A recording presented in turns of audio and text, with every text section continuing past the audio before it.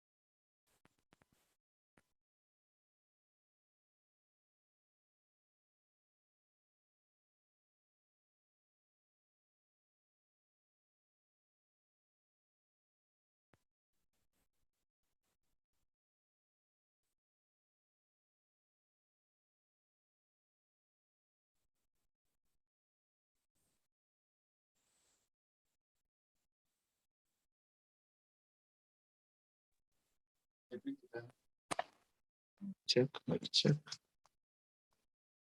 Mic check.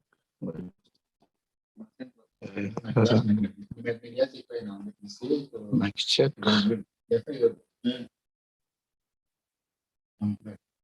Oh, ngoja kati.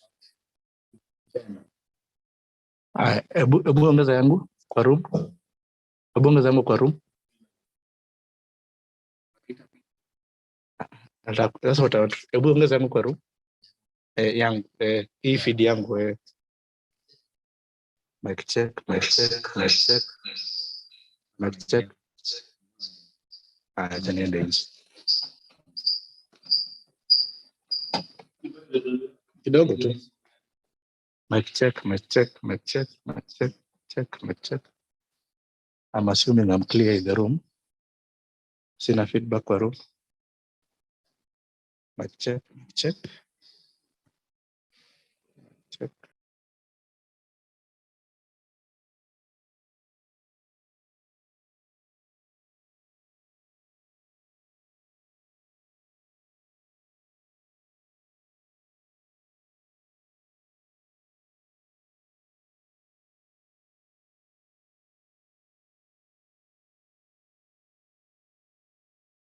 Kitu hapa.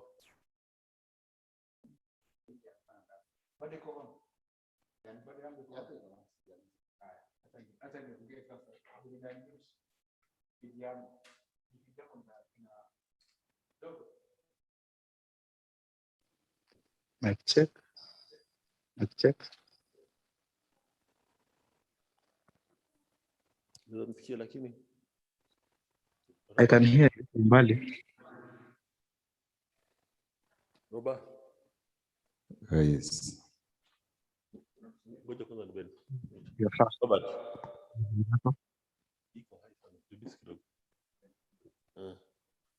Add your levels, Matthew.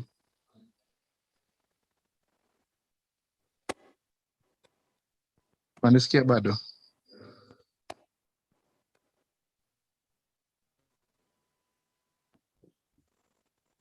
Can you hear me? Nakusikia. Sawa. But your levels are low on Zoom. Okay.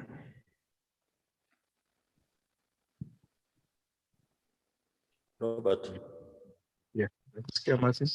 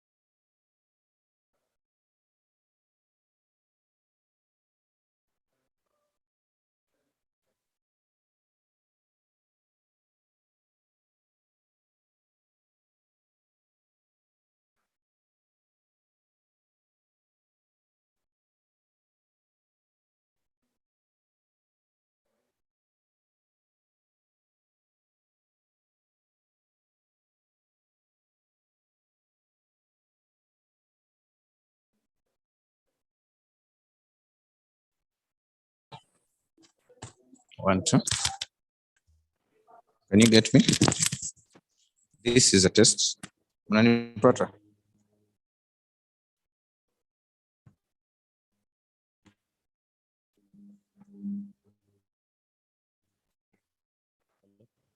Unanipata? Ongezeni level yenu iko chini.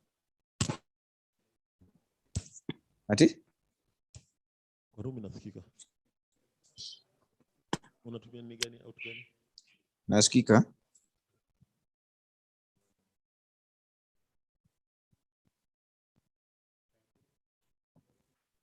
Hebu ongea sahi. 1, 2. Can you hear me in the room? This is a test. Can you hear me? Can you hear me? This is a test.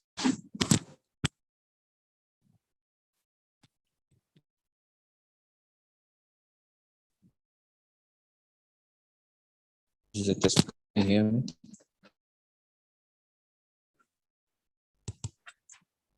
Unanipata?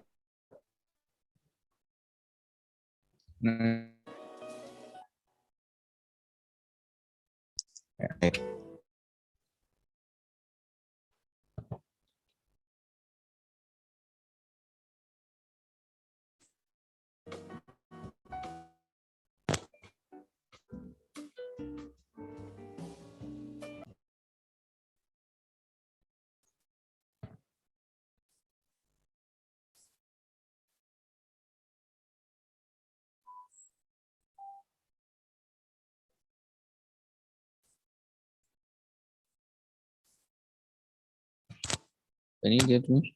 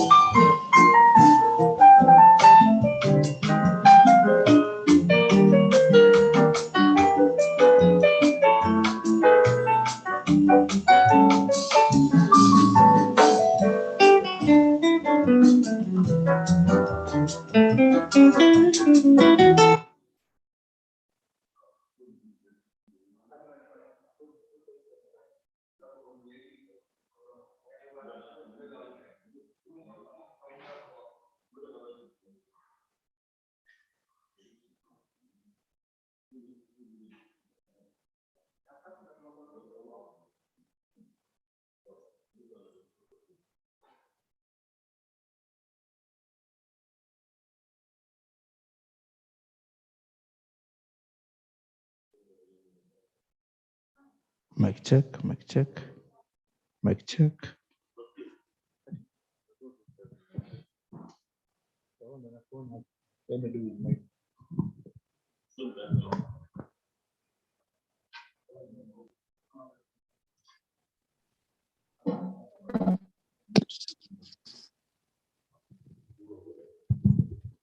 One, two. Unanipata? Unanisikia? Katra, unanisikia? Nakusikia vizuri sana. Munanisikia? Munanisikia?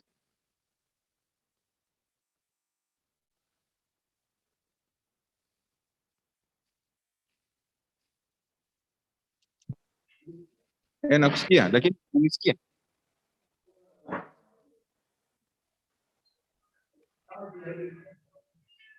Siko muted. Siko muted, munanisikia? Ongea Kats. Ndo mimi mwenyewe naongea. Unanisikia? Uko lakini uko mbali. Unamsikia? Nakusikia vizuri sana. You're very clear. You're very clear. Hebu try kujoin with your computer Kats. With your phone. Try to Phone, join. Na niambia niko webinar. Ngoja kidogo.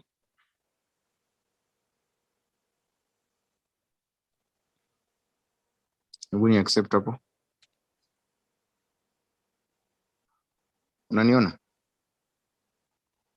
Robe. Unaniona? Kats, unaongea? Nasema unaniona? Are you seeing me? Kats. Webinar. Hello.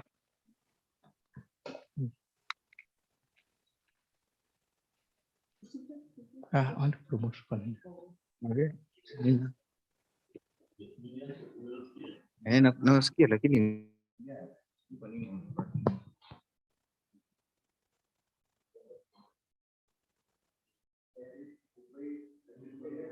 unanisikia? 1 2. Unmuted. 1 2.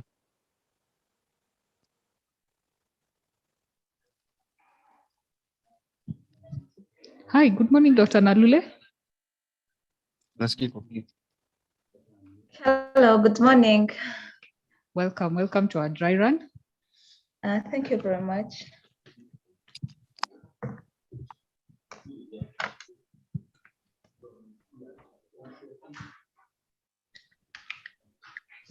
Can you hear me very well?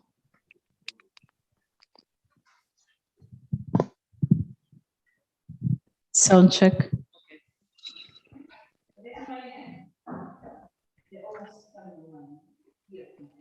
Can you hear me very well?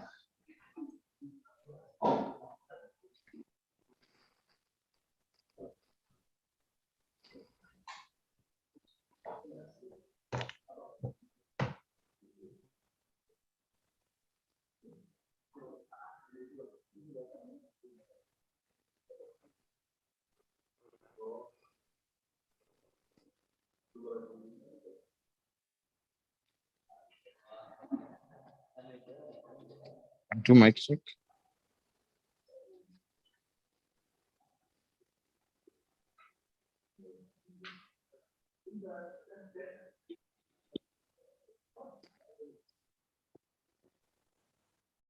Bonge sahi. Hello? 1, 2.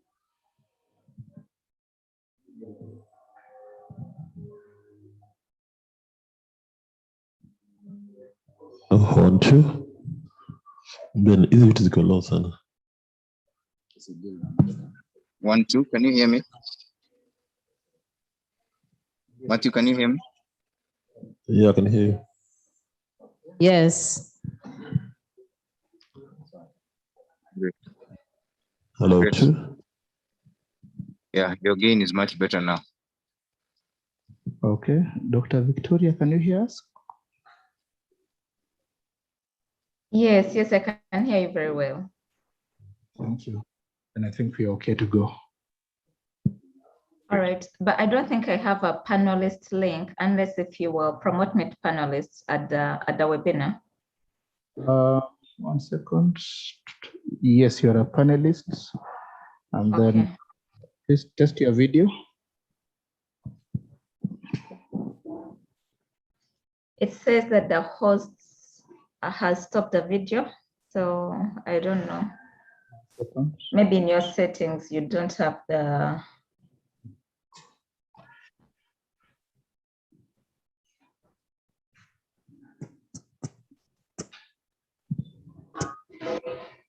Victoria, can you hear me? Yes, I can hear you very well. You can hear me, yeah? So how do you want to be addressed? Dr. Victoria or Victoria? Dr. Victoria, it's fine. Dr. Victoria. All right. Would you want that to be also how you're addressed during the panel discussion for every question that is posed to you? Really, it's okay. You can say Dr. Victoria or Victoria, it's fine. Okay, which you're most comfortable with? Dr. Victoria, right? Yes, I think that's okay. Okay, all right, thanks. But I don't think my video is enabled. Okay, yeah, I Oh, think it's okay. could you, I'll just organize myself. yeah, could you kindly, hold up, go back to the video. No, I'm still organizing myself, but it's fine. I will set it I up. wanted Don't to worry. look at where the center of the device is. So I'd need you to flip the device you're using. If it's a laptop, you need to sort of tilt it towards you so that you are at the center of the webcam, if that makes sense. Okay, all right, okay.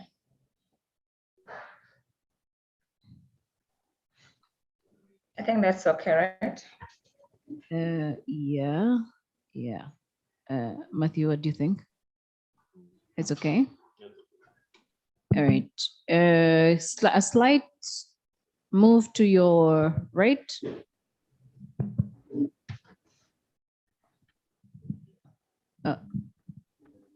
Yeah, and then now bring it bring it towards you, like tilt it towards you, the device itself. Slight move to your right, kindly. The device, yeah. I think Okay. that's perfect. Yeah. That's All okay. right. Yeah, that's perfect. So you could, when you're speaking, you could look into the webcam. I'm Okay, sure no problem. you already know this, but we're just re-emphasizing. All right, thanks a lot. All right, thank you.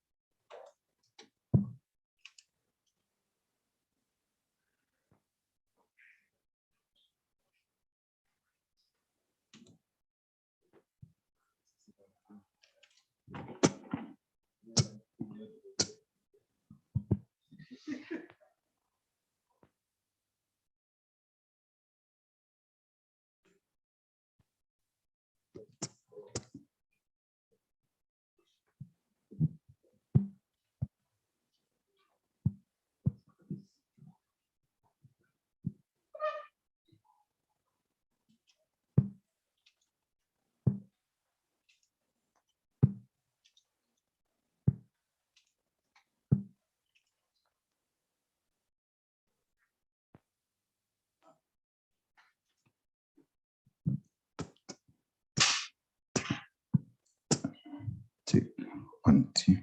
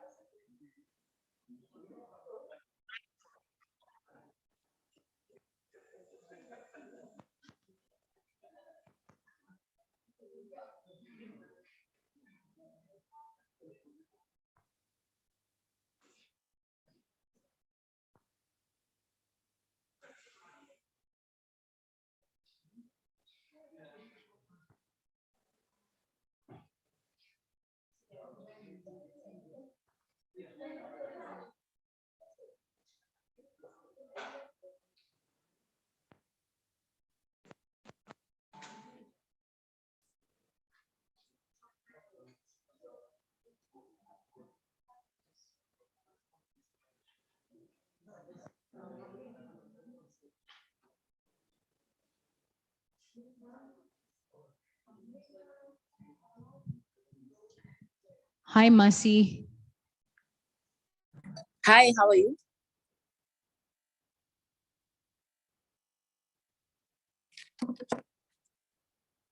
Can you hear me?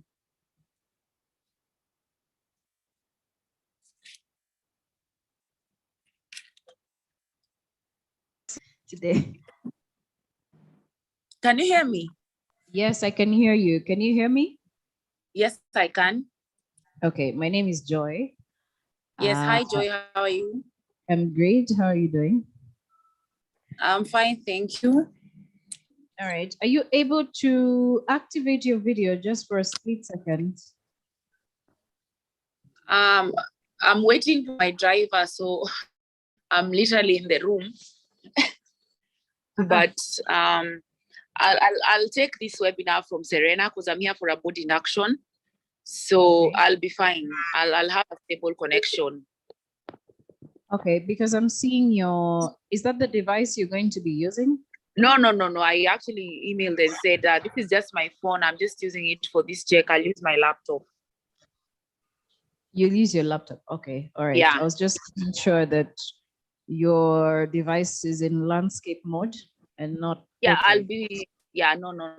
This is my phone. Actually, I can see the driver is calling me. I'm here for I'm in a government board, so I'm here for an induction. So I'm going to log in at least 15 minutes to start time. I'll use my laptop, so that shouldn't be an issue. All right. Are you okay with the question that we posed? Yeah. You're okay with it? And just to get the title right, member KEPSA Gender and Youth Sector Board. I'm the vice chair of the Gender Sector Board. Vice chair. All right. Thank you. Thanks. Okay. Is that fine? Yeah, vice chair, KEPSA Gender and Youth Sector Board, right? Is that it? No, now it's no longer gender and youth. Youth is youth and ICT. Now it's gender sector only. Okay, so vice chair, KEPSA Gender Sector Board. Gender board. Gender sector or gender board, whichever. Yeah. Okay, gender sector. Let's go with gender sector. All right. Yeah. I think I'm good with that. Yeah. Okay. Okay. Thank you.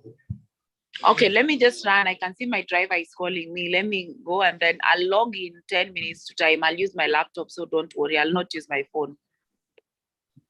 Okay, cool. Thanks. Okay, thank you.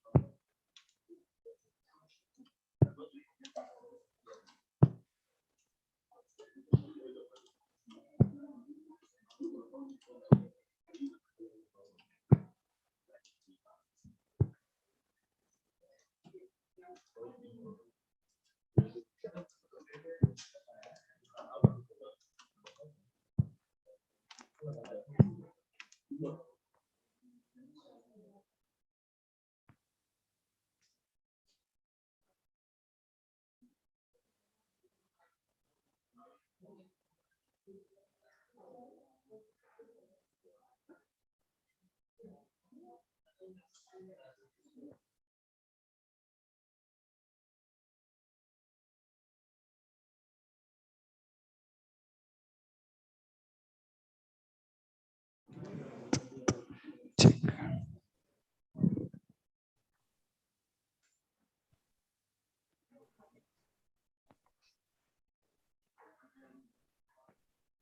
Check. Check. Check. 1, 2. Check. 1, 2. 1, 2. Check. Like this thing. 1, 2.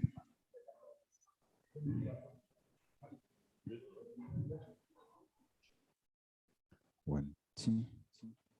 Check. 1, 2.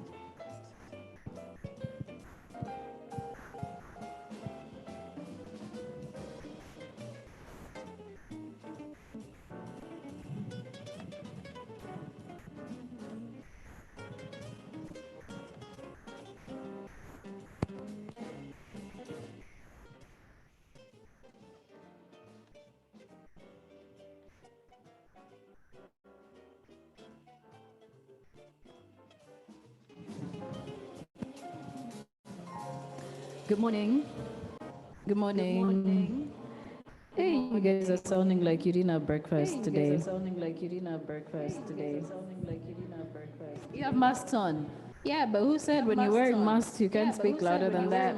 Good morning. I want to sound like this room is full of people, you know, despite social distancing.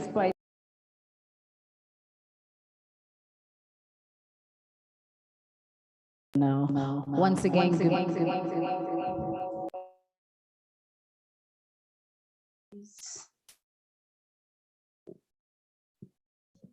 But do you prefer that I use this one? Sound check. Okay, I think we sorted that out. Good morning once again, ladies and gentlemen. Yeah, now that sounds like, you know, people had some watermelon in the morning. My name is Joy Doreen Bira. I'm going to be your moderator for this event. So I want to say the extractives industry, or let me start by saying the extractives industry is one that if you find yourself in, know that you're among the gifted citizens of your country, because not many people are bold enough to take that step and say, I am going to venture into mining oil and gas. But here we are, and I think that you should count yourselves among the lucky few in this country. Do you call them the creme de la creme? Yeah. Yeah, that's who you are. So you should be proud of that, because I think there's about maybe 2% of Kenya's youth who are involved in the mining oil and gas sector, or even less. I don't even think we make 2%. So it's less than 2%. So you should clap for yourselves. So we're here today because, of course, we are young people. Is there anyone who is over 50 here? That should say, yeah, over 50? Okay, that should say something about the potential of minerals that we have in the country today, and not just in Kenya, but in Uganda as well as Tanzania, which is what this Youth Baraza is about, bringing together young people from across the East Africa region, or at least 3 major countries across the East Africa region. And the fact that we have this thing called the demographic dividend among us as young people is something that we really need to take seriously. 20 years from today, ask yourself if the current mining players who are over the age of 50 will still be alive. If they will their businesses be existent? If they will be existent, what is the role of young people in ensuring that they carry on what has already been started in the mining, oil, and gas sectors? So I think we need to challenge ourselves as young people to, one, be more involved in extractives, but also to make sure that we are advancing our skills, upgrading our skills to make sure that the skills development is not just at the Passover stage, but also in the technical stages as well. So I think we're going to have a great day today, because as young people, this is what we should be about, making sure that we're taking things to the next level. I want to start by inviting our director of the Strathmore Extractives Industry Center to come give us welcome remarks before we can continue. And just so we can wrap it in, our theme for this event is Building Back Better, Rethinking the Energy and Extractives Value Chains Post-COVID Recovery. So a round of applause for Laura Munyafu.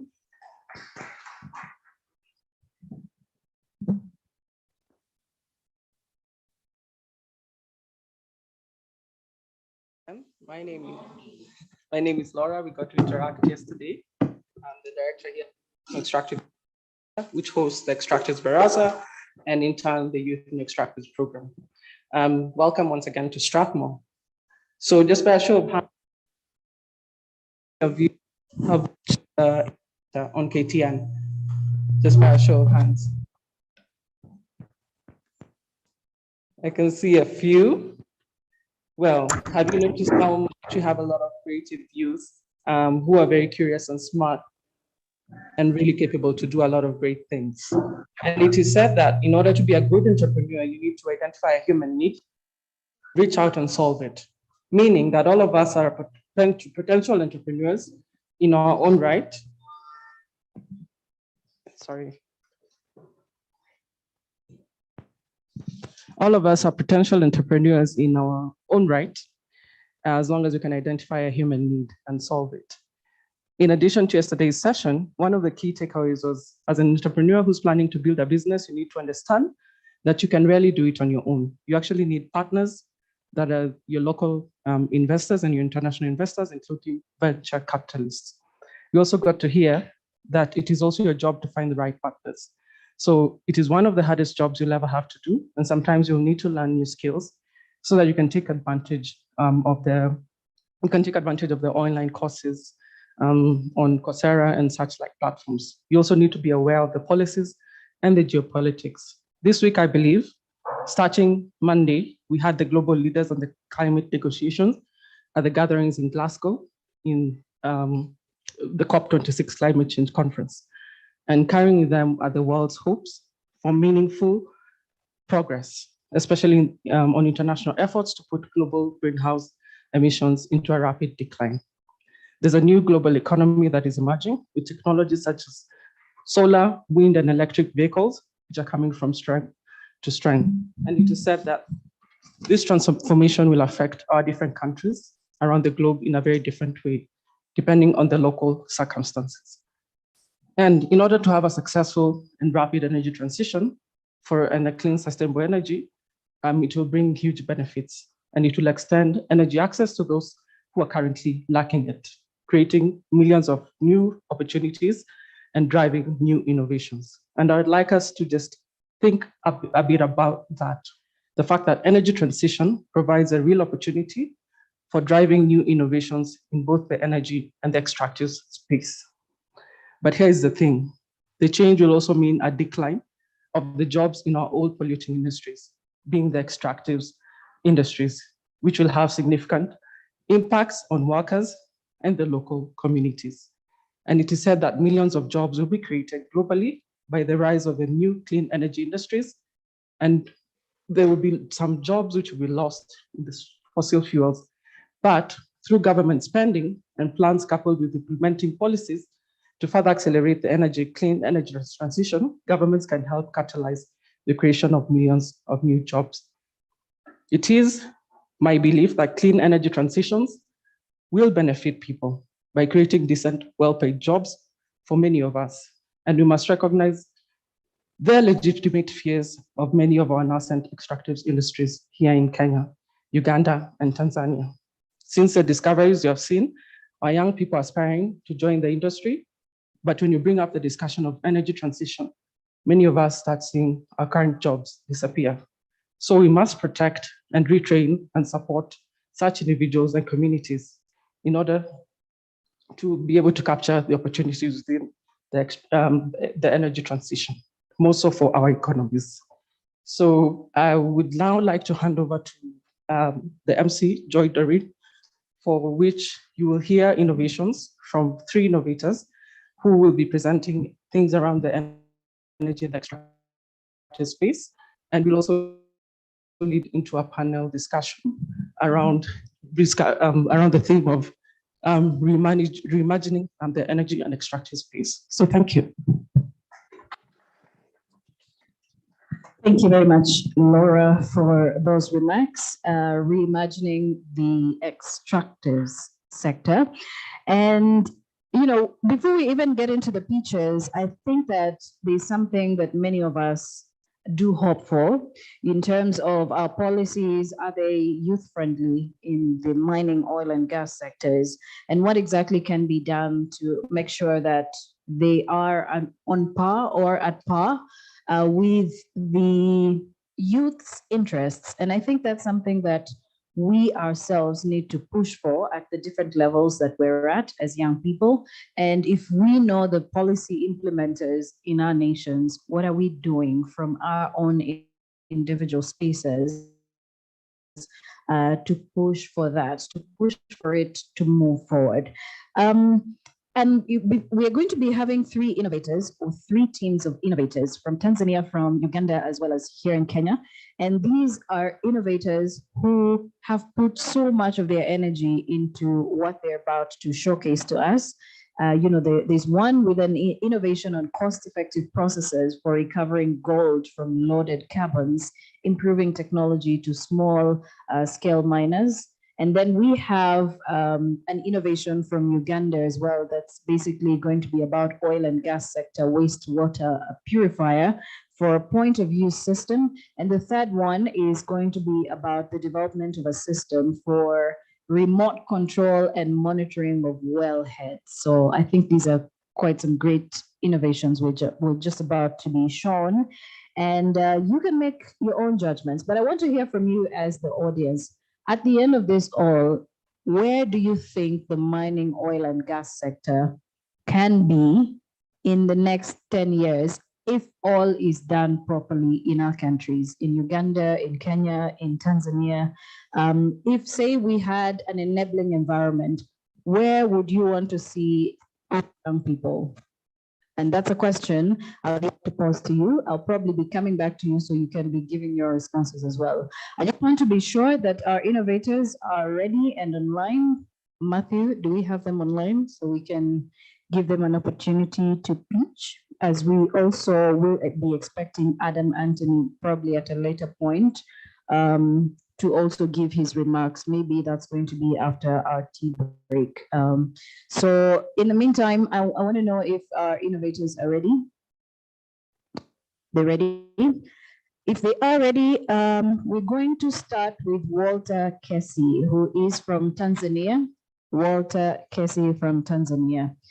And just to give us a bit of background about Walter, he is a young innovator who has taken Tanzania's youth extractive space to the next level.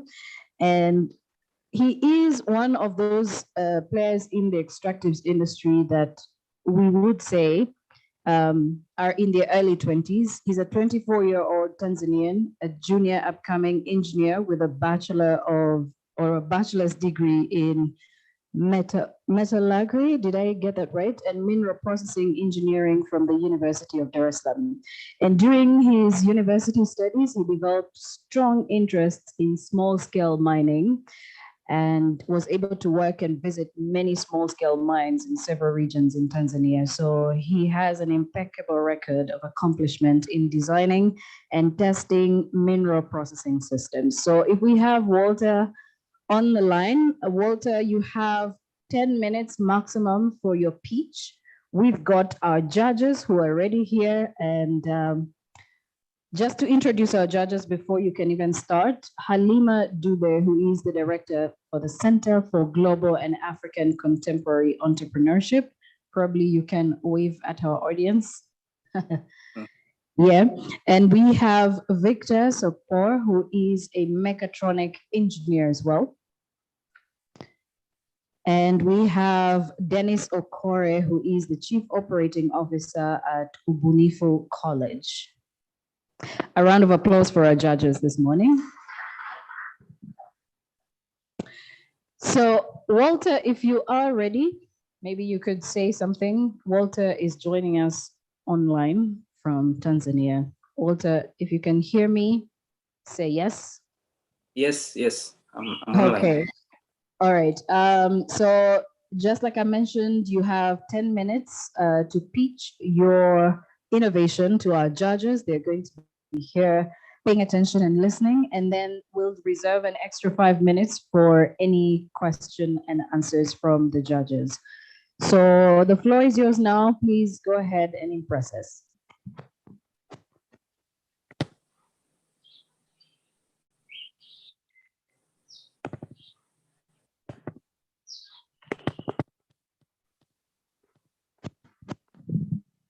So, hello. I'm Walter Kesi from Tanzania.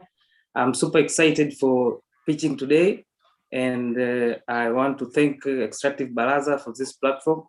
And I'm going to acknowledge and I'm proud to participate in this program. So, my innovation is based on the opportunities present in small-scale gold processing as my title says, a cost-effective process for recovering gold from loaded carbons, improving technology to small-scale miners. Let me have a quick introduction of small-scale gold processing before I jump to state the problem. So the first stage of mining, we know that is digging the ore from the underground. So after digging the ore from the underground, the next stage is size reduction. And in size reduction, mostly is done through crushing and grinding of the ore or rock containing gold. So after obtaining the ground ore, small-scale miners commonly process the ground ore by two methods.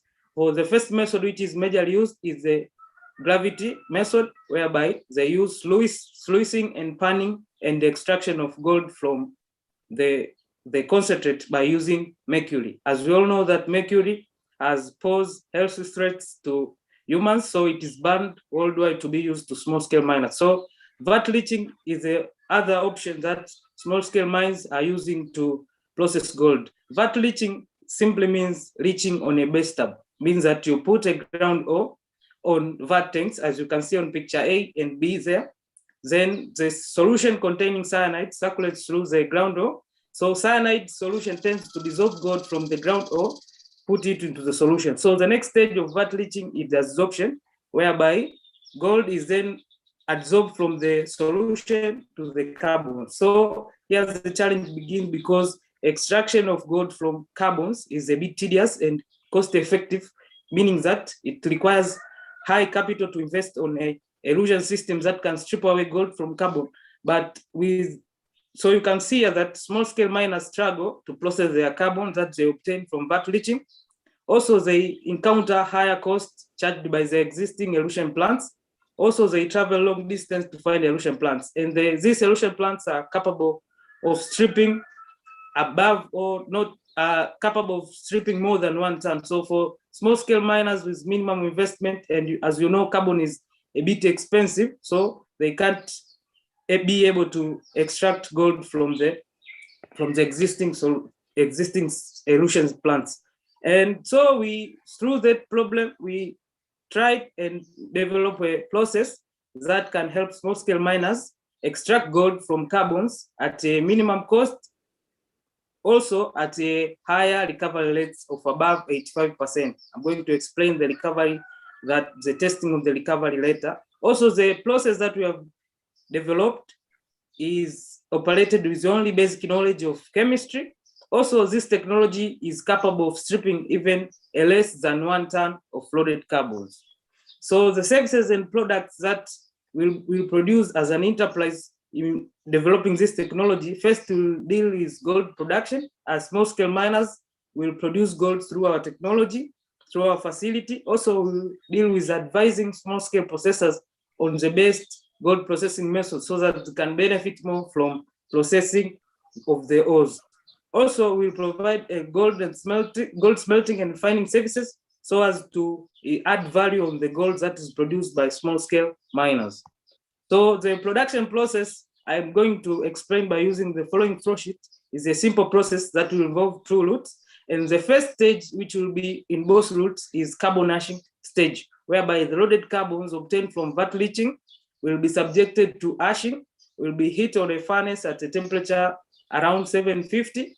And after there, the amount of ash that will be generated from the carbon will be subjected to smelting. If the amount of ash is less than 25 kg, we put option to this process because smelting is a bit expensive, so we don't want to have many batches in smelting. So if we have high amount of ash, we opt for another process of leaching, whereby we add aqualasia so as to dissolve the ashes, then obtaining a pregnant solution that will be subjected to electrowinning, smelting, and production of gold.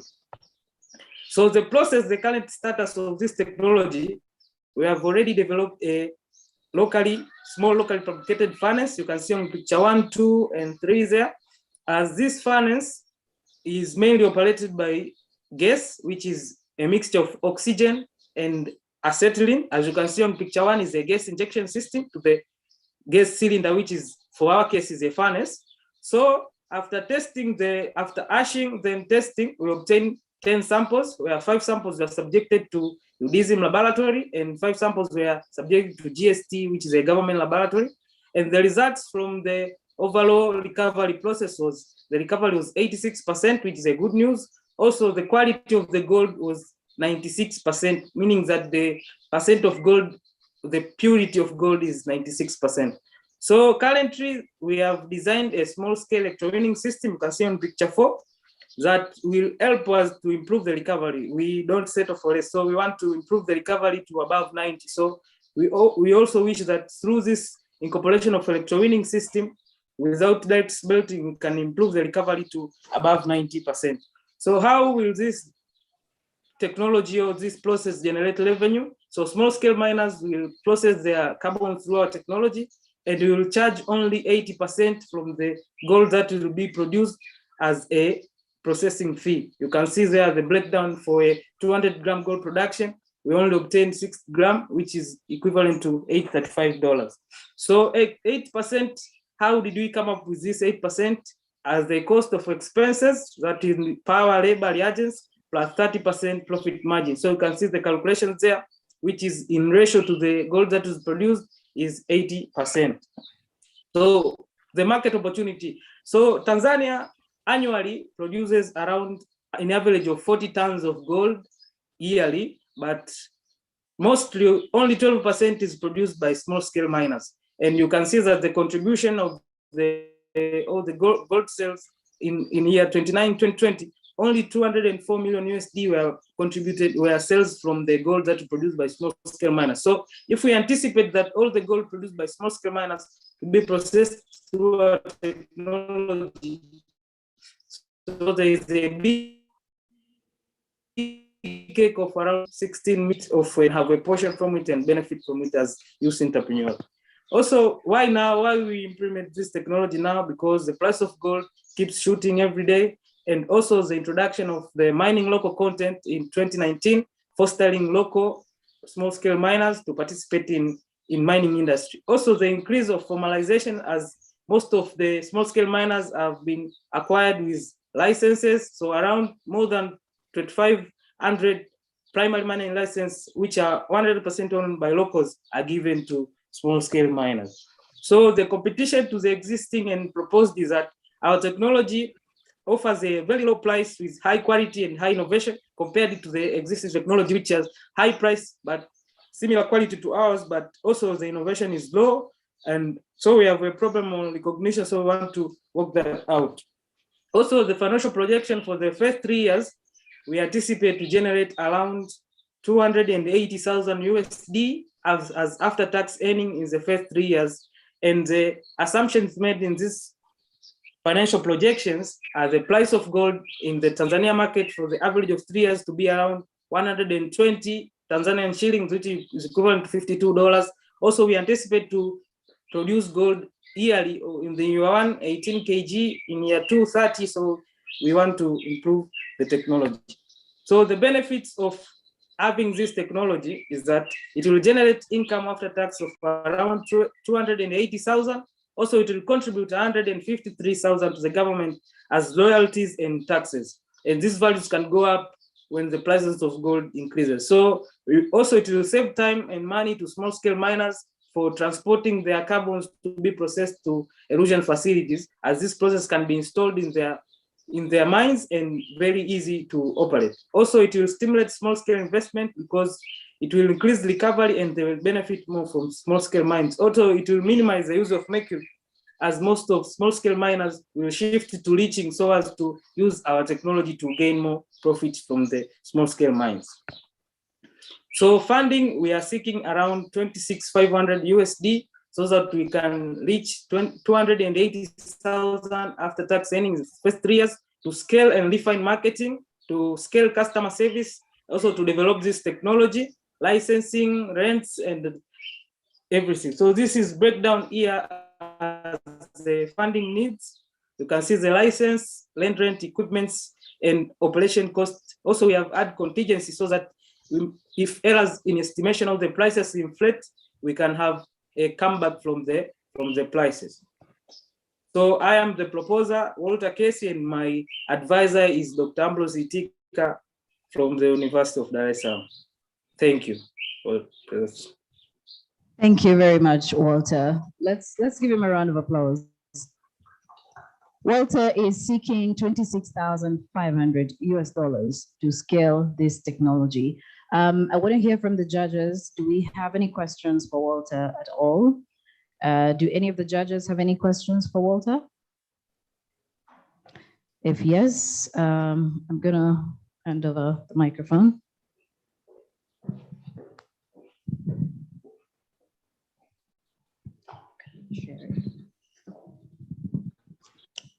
Thank you, Walter, for your presentation.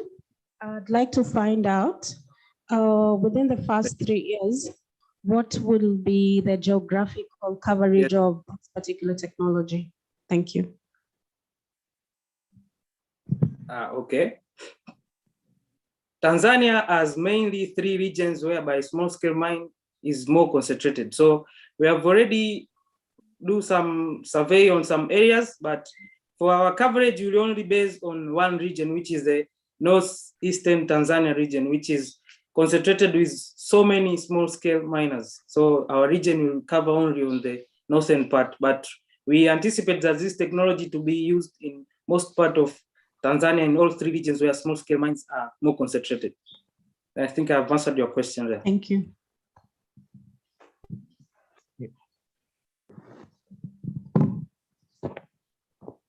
We have another question from another judge, Dennis. Yeah. Thank you very much for the well-articulated innovation. My question is around the of your innovation. Can you confirm that you mentioned that your recovery efficiency is at 96%, which I think is high above what the emulation plants use, which is roughly 90%. Then my second question is about the adoption of this technology in view of the small-scale miners. What are you going to do to enhance the knowledge? Because at some point you mentioned that this innovation requires some small knowledge of chemistry, and we all know what small knowledge of chemistry may mean to many people. So could you just tell us how you will ensure that this technology is really adopted? Thank you. Okay.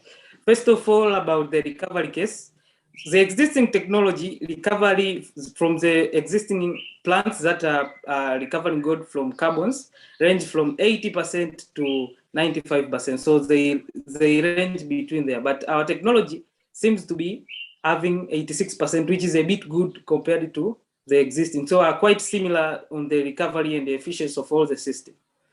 Also, and for the case of ensuring small-scale miners acquire or understand this technology, is that the existing technology use pressurized systems, so it's a bit complex for a small-scale miner to understand. But for our case, it's just like cooking, you know, in furnace. You heat something, it becomes ash, then you add flux or materials at lower melting point, then you heat again to higher temperatures, so you obtain gold. So I think that you can easily train small-scale miners with this technology compared to the use of pressurized system or higher solutions with higher temperature.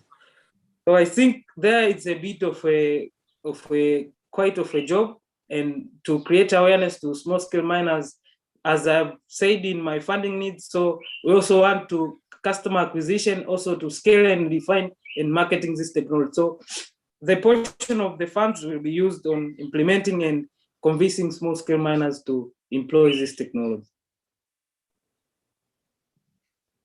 All right. Any other question from the judges? No? Okay.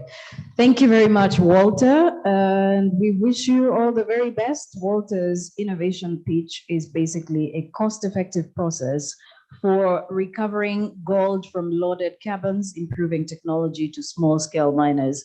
He's seeking $26,500 and hopes that in the first 3 years, there will be about $280,000 in earnings. Thanks a lot, Walter, and best of luck.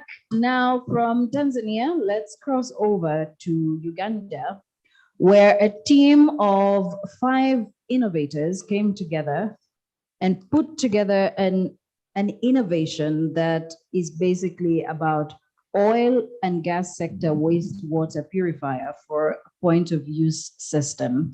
And the lead presenter for this team of innovators from Uganda is Ochen Zedekiah Ezra Ojok from Uganda. He is currently a final year student, Bachelor of Science, Biosystems Engineering, Gulu University in Uganda. He's passionate about water and sanitation and believes that his knowledge as an engineer can help mitigate water scarcity and quality problems that face our community. And due to this fact, he's currently doing a study aimed at establishing a sustainable way of mitigating floods in River Nyamwamba in Kasese, that is a town in Uganda. And he has had experiences working in a tea factory as an intern, and he as well does drawings and designs, that is architectural drawings and designs for mechanical and civil works as a freelancer. So he, alongside 4 others that are Adot, Bridget Viola, and Amba Moses Jacinto, as well as Ahereza Oscar and Masereka Arnold, came up with this innovation that's going to be presented by Zedekiah Ezra. So Zedekiah Ezra, if you are ready, the floor is yours. You have 10 minutes of pitching, and also you will have 5 extra minutes for questions from our judges. If you're there, kindly confirm that you can hear me. I can get you clearly. All right, great. Okay, we can't see you very clearly, but I guess we can hear you, which is more important. So you have 10 minutes. The floor is yours now. Go ahead and impress us.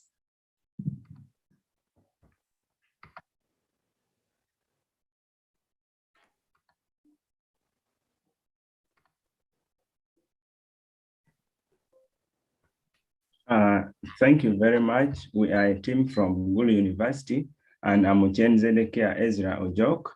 We are students of Bachelors of Science in Biosystems Engineering, and we came up with an innovation of oil and gas wastewater purifier. The key highlights about this business: we are targeting the Albertine region, which harbors the biggest oil extraction structures in the country, which started way back in 2013 when the government offered the first license for the extraction of the oil in this area. Now we find that this oil extraction causes some challenges of water contamination due to oil spills and leakages from the transmission pipes. And the people around this area, the locals, they have a number of methods that are low cost that they use, but they are not very efficient and reliable. The methods, sometimes they boil the water using firewood and charcoal, which is inefficient and unreliable, as sometimes you may need to boil water, but then you don't have the charcoal to boil it. Or sometimes you are boiling the water and you're impatient to wait for it to boil to a point that all the contaminants are removed. So we came up with this design, which is gravity run, which needs no electricity at all, and it's low cost. And we are sure that it will help mitigate the water quality problems in the off-grid communities of Uganda, which makes about 43% of the country. We are also sure that if this technology is adopted, the water sanitation related illnesses will be mitigated, and therefore more money will be saved for other productive uses, not treating diseases. We have this product that we are offering as the innovation, and this product basically has 2 main parts, which is the biofiltration chamber and the adsorption chamber, where the water treatment takes place. In the biofiltration chamber, the contaminated water is fed, and the water flows through layers of aggregates where it is purified and the milkiness of the water is reduced. The microorganisms are also removed. Sediments from this contaminated water is also removed, and other biodegradable substances are also removed.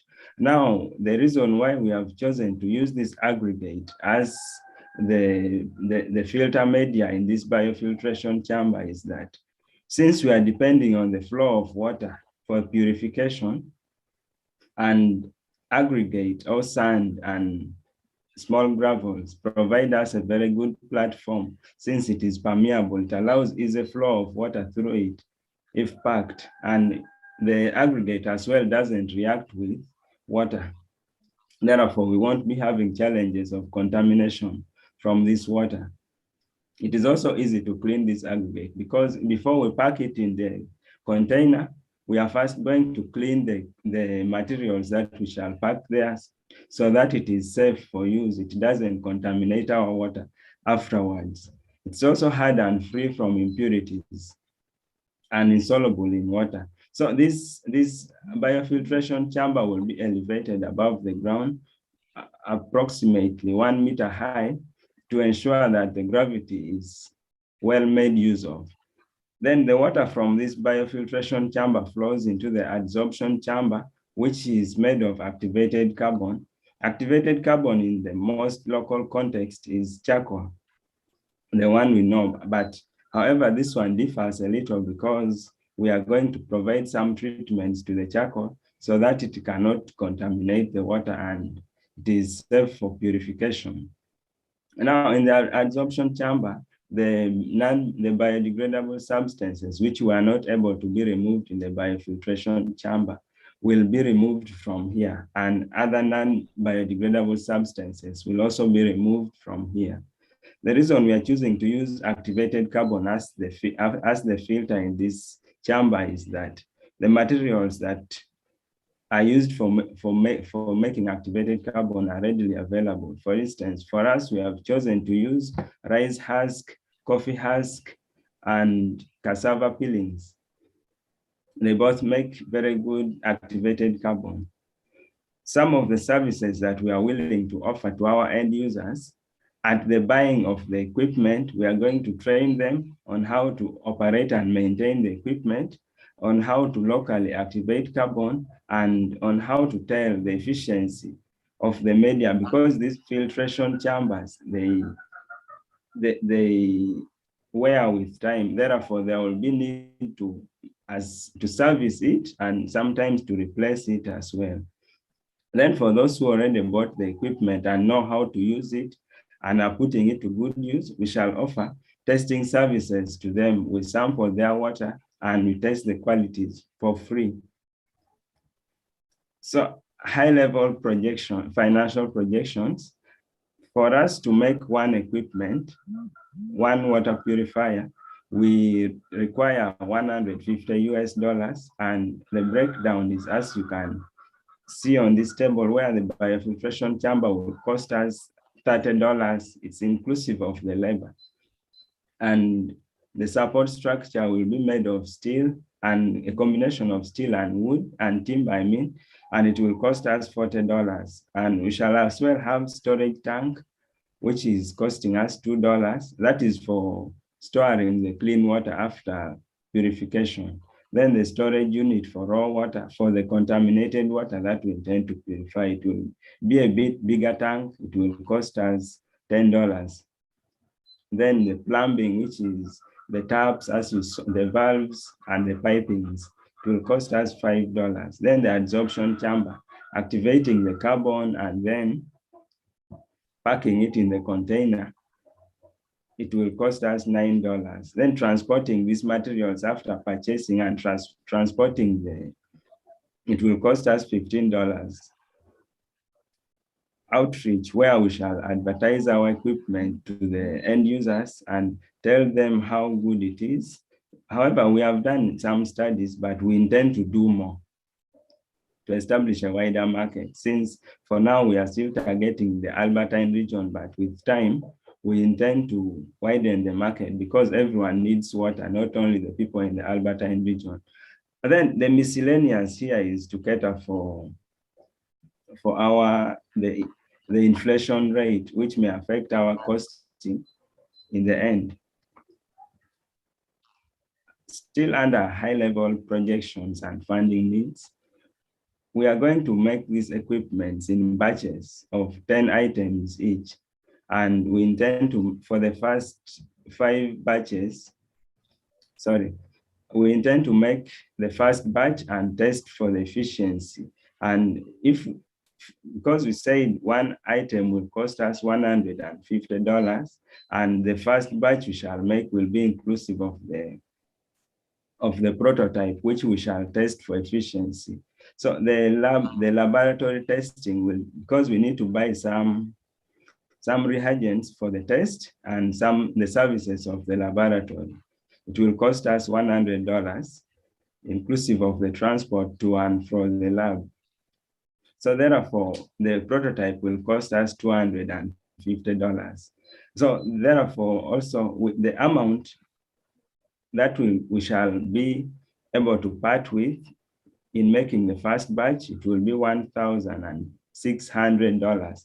However, the second, third, and fourth, and then fifth batches will cost only $1,500 because we shall not be testing for efficiency. So the extra 100 will be taken out. And this 100, we intend to get it from the amount that we need to use it for, the efficiency. I mean, that we need to use it for the laboratory test. We intend to charge a profit of 20% of the cost price. That is $30 of our cost price, of our manufacture price. And therefore, we shall charge $180. The amount in funding that we require for the 5 batches is $7,500. We intend to sell these products to households, shops, public places, and any other group of people or any other person willing to purchase clean water. Questions and comments are welcome. Thanks for listening. Thank you so much, Zedekiah, for that presentation. So in total, just to get it right, you are seeking $7,500. Yes, please. All right. Judges, over to you. Do you have any questions for Zedekiah, if any? Yeah. All right. There's a question for you, Zedekiah. If you're paying attention, there's a question for you from Victor, who is one of our judges. Victor Support. Hi, Zedekiah. Thank you so much for your presentation. My question is, what material you intend to use for the biofiltration chamber?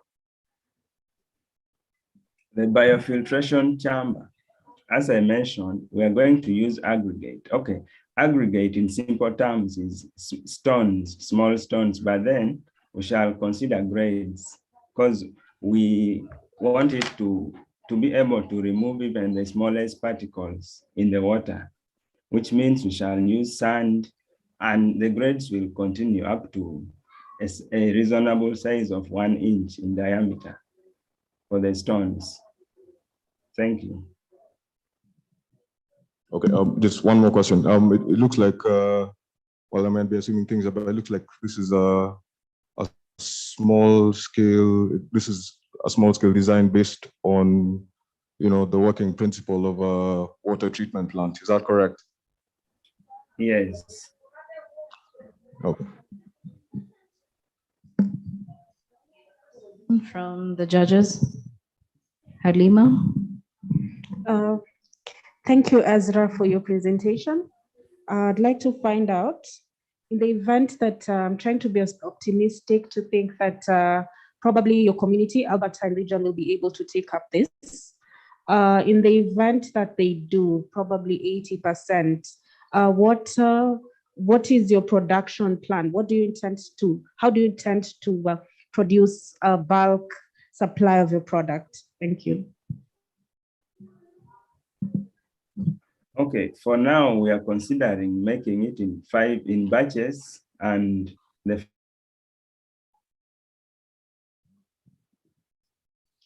Zedekiah there? Did we lose him? He's there? He's gone. All right. We'll try to get him back at least so he can be able to respond to the questions. But thank you so much, Zedekiah. A round of applause for him in, I don't know, to say in his absentia. And our third pitch is going to be closer home. We're coming to Kenya for our third pitch.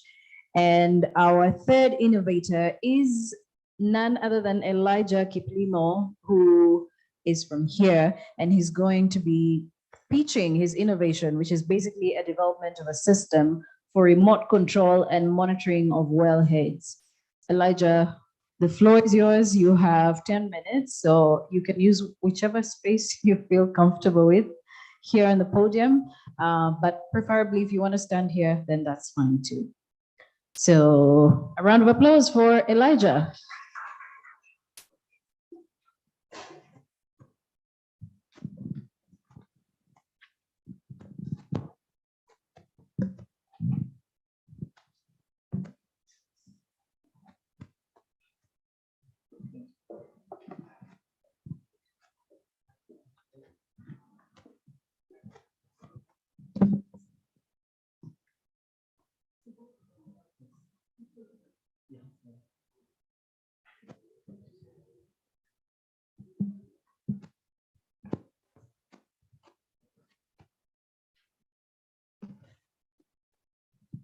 Thank you so much for the intro.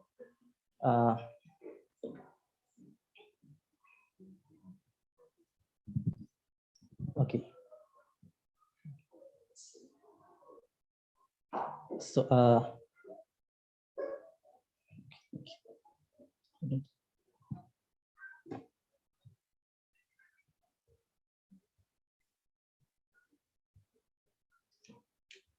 As Elijah prepares for his presentation, in case any of us have questions for any of the innovators, both virtual and physical, you can always raise your hand and we can give you an opportunity to ask those questions. But so far, are you impressed by their innovations? Are you? Okay, I don't want to say which of the two so far you would vote for, but let's wait for Elijah to be done with his so we can talk about their innovations. Good luck, Elijah. okay, thank you so much. So, just as a brief background of myself, I'm Elijah Kiplimo. I graduated last month, this year in July 23rd. You can actually take off your mask so we can hear you better. Okay, yeah, so immediately after my graduation, I went to a field study, so to continue my project. That was on the 5th. And so this project is a working prototype and a working system currently in the field. And so next slide, please. Yeah, so what you see here, this system, it's a wellhead system. So this is what you normally find in oil wells and geothermal wells. So just to bring it into perspective, this system, we have it from the sizes of 2 meters high, all the way up to 6 meters high. So they are pretty big systems. So their cost ranges from 700,000 USD all the way to 1.5 million USD. So you can see that it's one of the critical equipments in the oil and gas sector. They're used for pressure control and also to seal the well and to allow for multiple productions. So as you can see, they have a series of valves. So, so in 2018, I met a company that came to Kenya. It came, the company is from Ecuador. They developed this system. So the company is a manufacturer. So, and as they were doing this, the survey for the region, they was intending to supply for the geothermal sector. That's when I realized that there was some problems with their system. So the first one is that for you to control the system, you have to be on site. All the valves are controlled manually. Previous slide, please. Yeah, all the slides are controlled manually. All the valves are controlled manually. Then there's analog pressure and temperature sensors, especially pressure sensors. So the system switch means you have to go to the field all day to gather the data. And there's no predictive maintenance. So that means each system has a schedule whereby you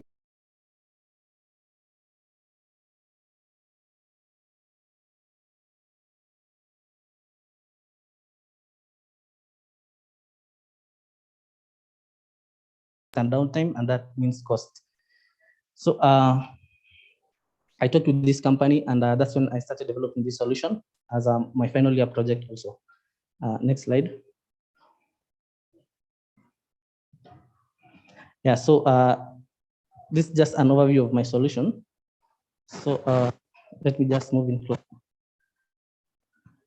So the system you see here, this is the wellhead system. So it's called a multi-ball wellhead. So the designs are based on the company from Ecuador. So the solution basically is we are taking this data from this wellhead. So I've developed a system whereby you plug into this wellhead. It allows you to control the valve, to take the pressures and to take the temperatures of this at the wellhead. Then you can have approaches. You can do offline through a software which I developed, which does the offline analysis, and also take the data to a cloud platform. So from this one, you can now do the advanced data analytics for the project.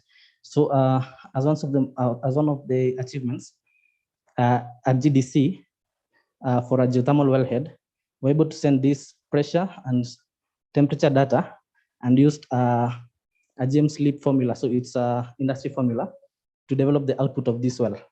So initially the output of the well was done all the way from 3 weeks to so that was the time it took to do it.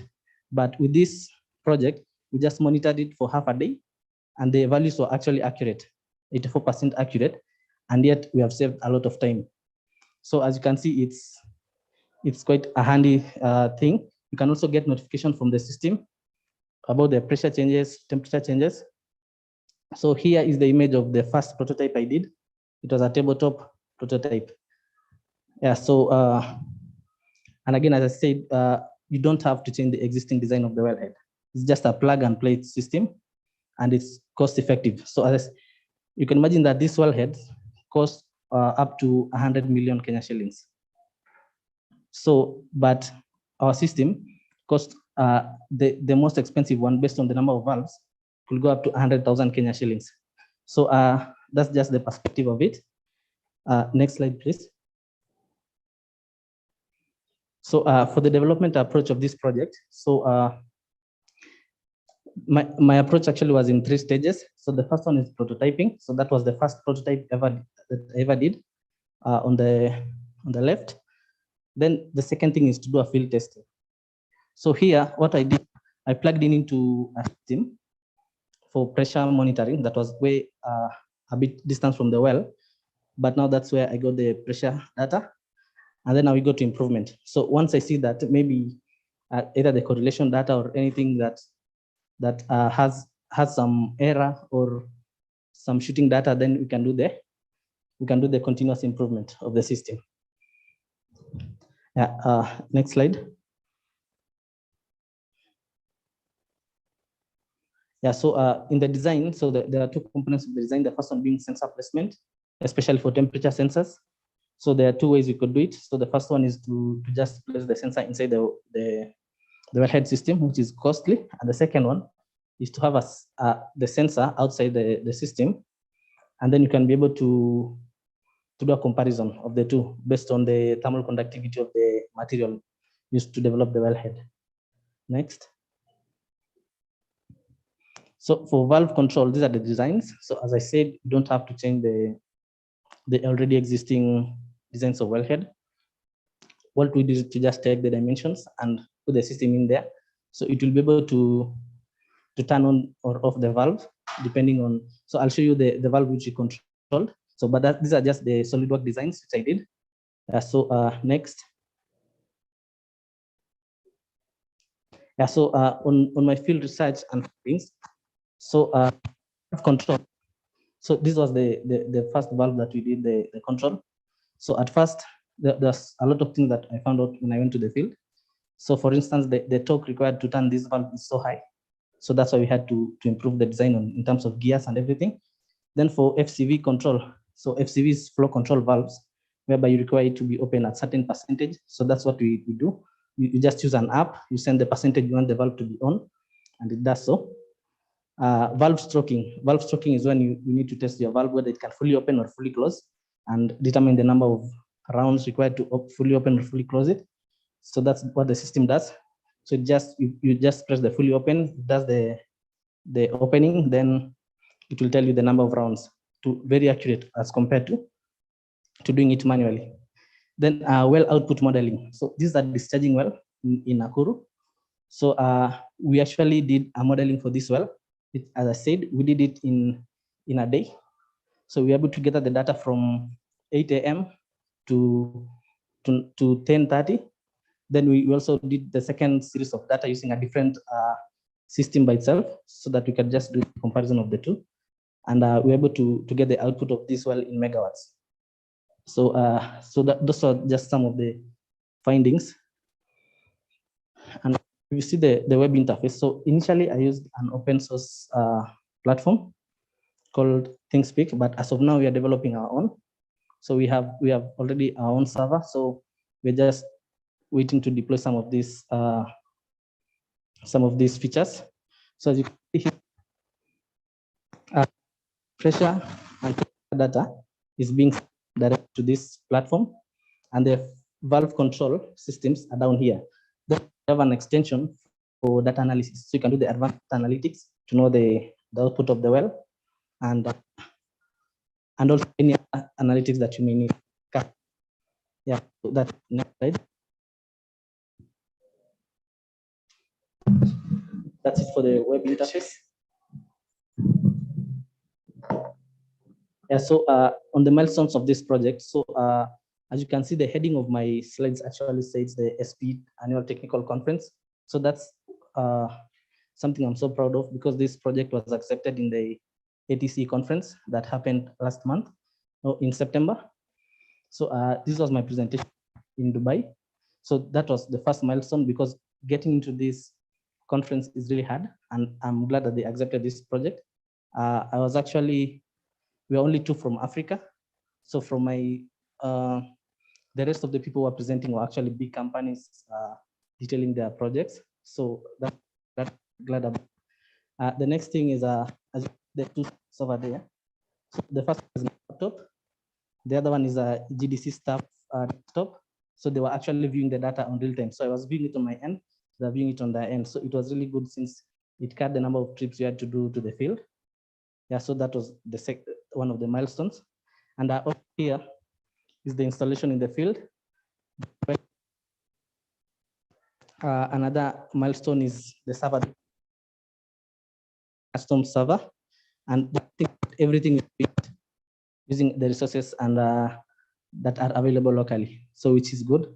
Then we have the app, or the second last photo is the app that we are developing for valve control, and we are also incorporating the pressure and temperatures. And the final one is the first prototype that I did. So next slide. Okay.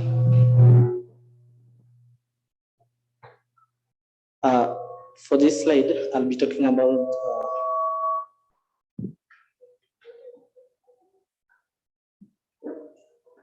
so it's about the business model. So the green highlighted sections are the which I will focus on. So for the key partners, as of now, we have partners in terms of technical. We have the thermal development company who gave me their resources to do testing. The manufacturer who is from Ecuador who gave me their designs, and also a tech company. So for tech companies, I have 2 on board who are so interested in this. One of them is a company I met in Dubai. Then the key activities as of now, we're still doing the design, improvements, testing, fabrication. I'll see the next thing is the value proposition that you give to these companies. So first is the cost. It's the most cost-effective monitoring solution. Then we do data analysis for you. So which means that this is actually a very it's a system that will take your business online. So we also do for you, it will be a reduced cost overall in terms of the input you have to use, and the subscription fee is pretty small. So for our cost structure, currently we are experiencing the cost in terms of research and development. Yeah, so and yeah, advancing the system. So in conclusion,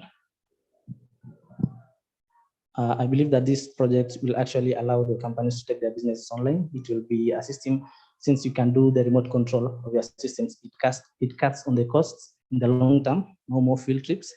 And yeah, you can be able to see the system. And currently you're doing an advancement on having to have live streaming for some of the parts that actually require physical observation. So that's it. Thank you.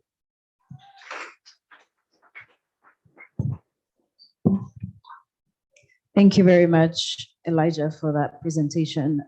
Questions from the judges, if any? Dennis, yes. We could have a microphone over to you. Yes, great. Yes, congratulations, Elijah, for that excellent work. Thank you. I just have several questions. One is in terms of the industrial scale that you like to do this. Then secondly, I really struggled in understanding how you'll want to commercialize this, especially in terms of coming up with a cost structure. Yes. Because you mentioned that you want to get into R&D. And if you're to get into R&D, you also have to be very clear on how that will lead you to having a product that you can commercialize. You've done excellent work in terms of putting out a prototype and a minimal viable product that has already been tested. But I think you need to do more in terms of coming up with a product that can be sold. Because one of the things in that industry is once it's already having a prototype, people can really copy it fast. Yeah. My last question is around risks. What are some of the risks that are likely to happen? If you looked in the recent past, there's been rising cases of industrial espionage, where you get that in the oil and gas industry, well pads and also pipelines have been undergoing cyber attacks. So with this kind of system that you have, what are the guarantees that you put in place to mitigate such risk? Because you're using a lot of technology. And the reason why I'm asking that, I'm not seeing the interconnectiveness, because you're using so many applications, apps, web platforms up to the cloud. So perhaps maybe you could consider employing Internet of Things to just put that together. But this is so excellent. Thank you. Okay, thank you so much. So actually, maybe let me start with the last question. So actually, you're using IoT, and from the side, what happens is that the initial product, we used blockchain as a data security system. So that means that we acquired a board that allowed us to have blockchain. So blockchain is actually the one of the highest levels of security. But then one of the limitation was for that system, we had to send limited amount of data. For instance, the system here sends up to 50 data for both blockchain. It reduced that time. And one data we could actually send the data of it. And we can use API keys as a security system to ensure that our system is secure and one can access the system. So we can assure data security. Yeah. So to the next of business model in terms of costing. So actually, I've done a viability study for this project. So first, we did it in 3 ways. So the first one is to reach out to companies, for instance, the geothermal development company, to see their feedback. And actually, the response was great. They were telling the response was that they needed this product so fast because it enhances their processes. So the second way which we did it was to approach the service companies. So the service companies in the oil and gas sector are those companies that do basically the service for the operating companies. So, and we realized that this will be an addition to them for the service companies because it will reduce their cost also. And for the manufacturer, which I'm currently dealing with, for them, from the manufacturer's point of view, it means that they can be able to manufacture more quality products within the same costings. So just compare a wellhead that costs 100 million Kenya shillings, and you just add 80,000 on top of it. So to the manufacturer, that will be a plus. And for that 80,000, you'll be able to generate more in terms of, in that you're giving them the ability to control their equipment remotely. Then, yeah, finally, I've talked about the cybersecurity. Actually, what inspired us was the Colonial Pipeline in the US that was recently hacked. So that's why we up our game in terms of security. Maybe just to clarify, what I'm trying to get in terms of the costing is I'm really getting the side of the demand side, where the service companies will use and what the cost will mean for them. But for you, I'm really not getting like what is it in for you to be able to deliver this amazing product to these service companies and the oil and gas company. And that will narrow down to what is your real ask, because for me, from your presentation, it appears that you are set. Okay. Yeah, that's the impression I'm getting. Okay, actually, I'm not well set. So I'm still in the okay. The first thing was I'm still in the research and development sector. So, but if I was to do an ask as of now, it will be for equipments. I do fabrication from a company in industrial area. So, and it's quite expensive. So it will be in terms of just having a fully functional workshop. How much? So for that, for a fully functional workshop, apart from the rent, obviously, so we'll have it at so the rent will be a continuous cost of around 25,000 monthly, depending on the area, which for this case, it will be at around the industrial area. Then now for the equipments, it will come to a total of, let me just confirm. So it will come to around 800,000 to just have the basic equipment that are the lathe machines, the grinding machines, and yeah, the manufacturing equipment.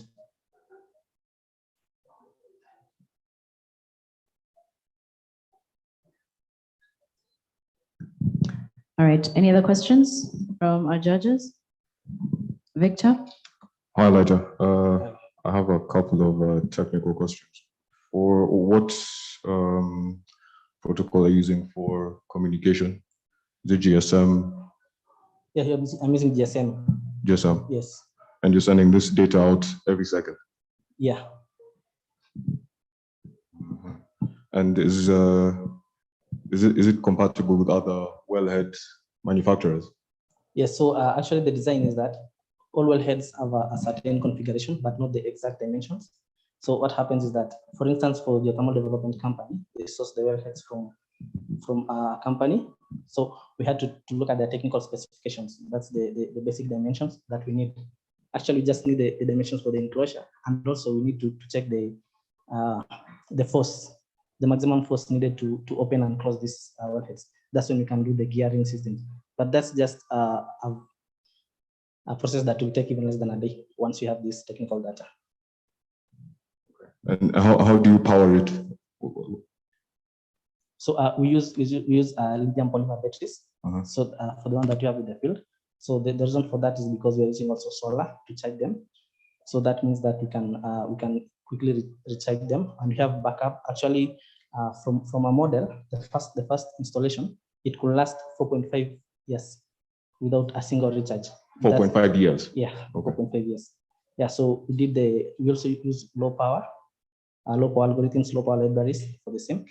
So that means that our system is always is power efficient. Okay.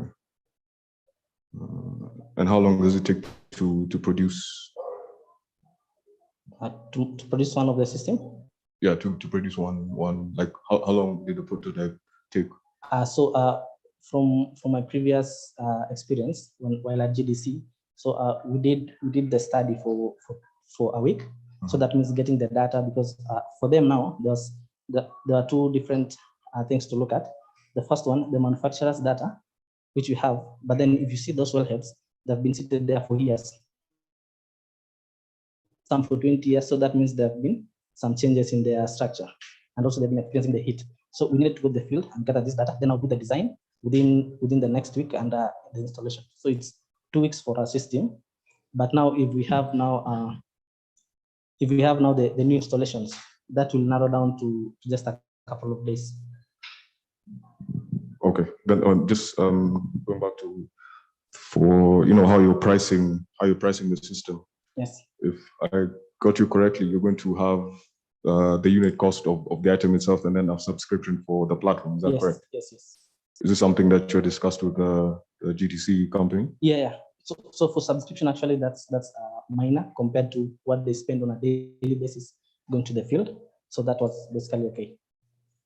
Okay. How much was the subscription fee? Subscription fee we had at 5,000 monthly. That's for a single wellhead. For them, they had around 50. So you can see it could be around 50,000. Oh, okay. Yeah. All right. Any other questions? Do we have questions from the audience for Elijah? No? No? Okay. A round of applause for Elijah. I don't know if he had the advantage of being physically at the venue, that he had more time to himself and more questions from the judges as well. Victor, you have another question? Yeah, just Okay. one question. Sorry. Okay, great. Sorry. How, in terms of just the safety considerations of using the lithium polymer battery next to, I'm assuming that there'll be considerable levels of heat Yes, yes. at the wellhead. Yeah. So have you taken that into consideration? Yeah, that was actually one of the considerations in terms of proofing the equipment, in terms of weather and also the environments that they work around. So for instance, in GDC, we realized that there's a lot of hydrogen sulfide. So hydrogen sulfide, you find that it will corrode the equipment and everything. So let's say now for instance, the lithium polymer batteries, first we have to lug them and have them in a secure enclosure. So we have the wood, then the outside we have the metal. So that by itself ensures that there's no transfer of heat from the environment to the batteries. Okay. Yeah.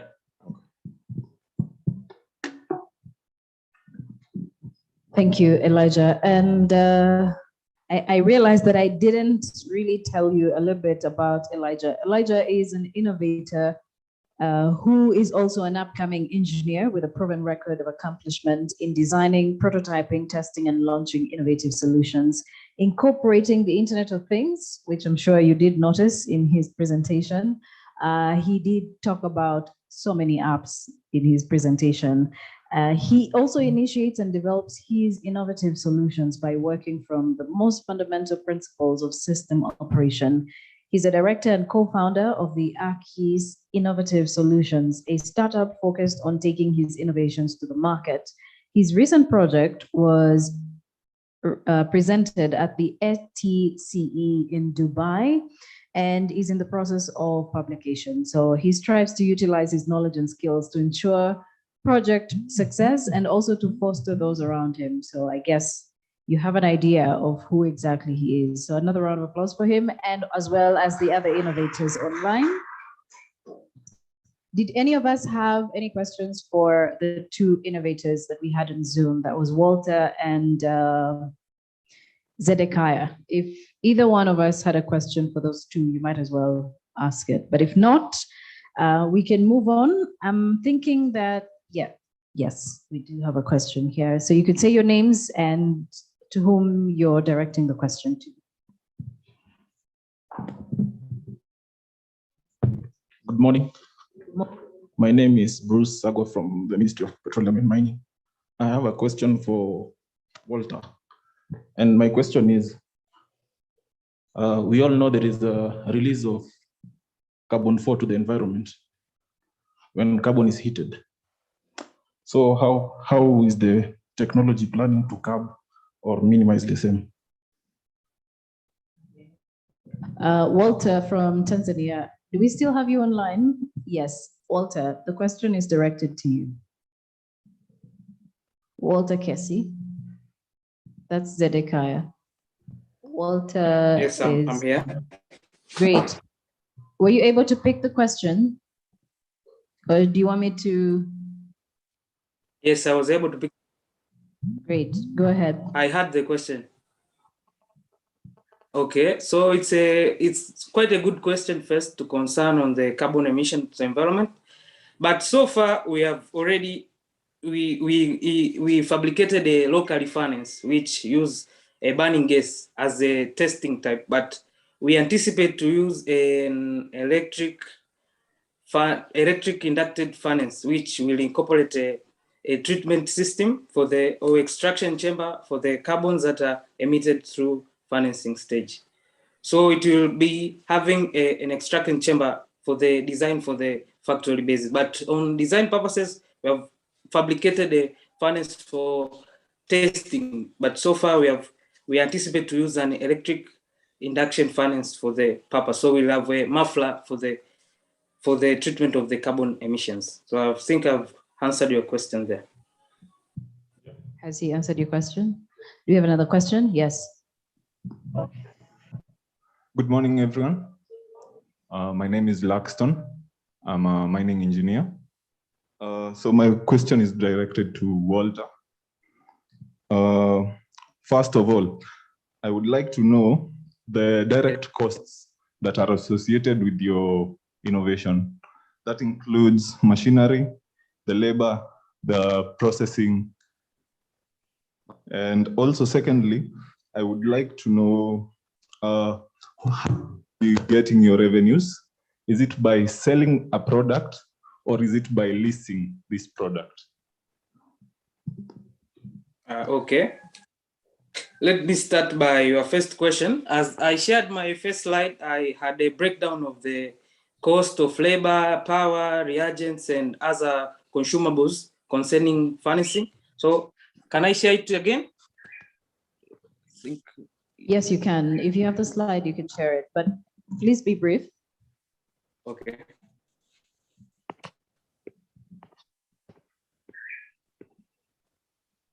So here is the breakdown for the cost of processing. We estimated for a batch of producing 100 grams of loaded carbon. So you can see there's power, labor, and the estimates are in Tanzanian shillings. So you can see there the consumables, the cost of electrowinning, and other reagents. On your second question, can you please pardon me and repeat your second question? Where will you be getting your revenues from? Is it by leasing or selling the product? Okay. First of all, it will involve two processes.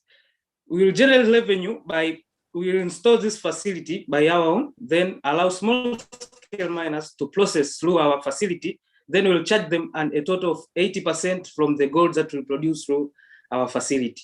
Also, we'll also sell this technology to others as an installment and also maintaining and repair for the investor who is willing to use this technology also to generate revenue as a processing facility or refinery, a plant for processing loaded carbons. So I think I've answered your question there. Okay. Are you satisfied with the response? Okay, do we have any other questions for any of the innovators? No?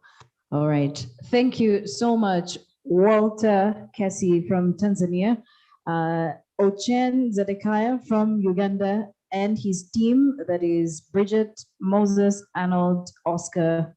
Thank you all for your presentation, and Elijah as well. So a big round of applause to our innovators once again. Now, we're just about to take a coffee break, or do I say a tea break? But I would like for us to reduce that tea break to about, let's say 20 minutes, or even 15 minutes, let's say. We could just pick our teas and drink our teas and be back here at 10:45, because I see we're already behind time. So I'd like for us to be back here at 10:45 so we can have our panel session that's basically going to be focusing on post-COVID-19 support for youth participation in the energy and extractive sector.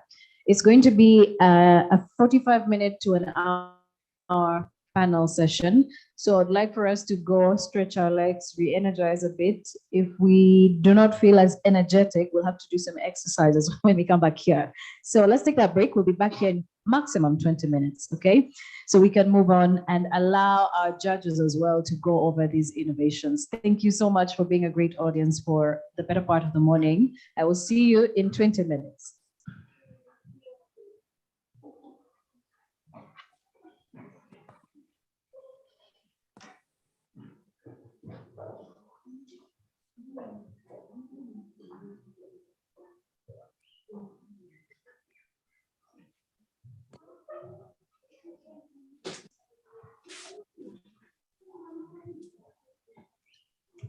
What do you think?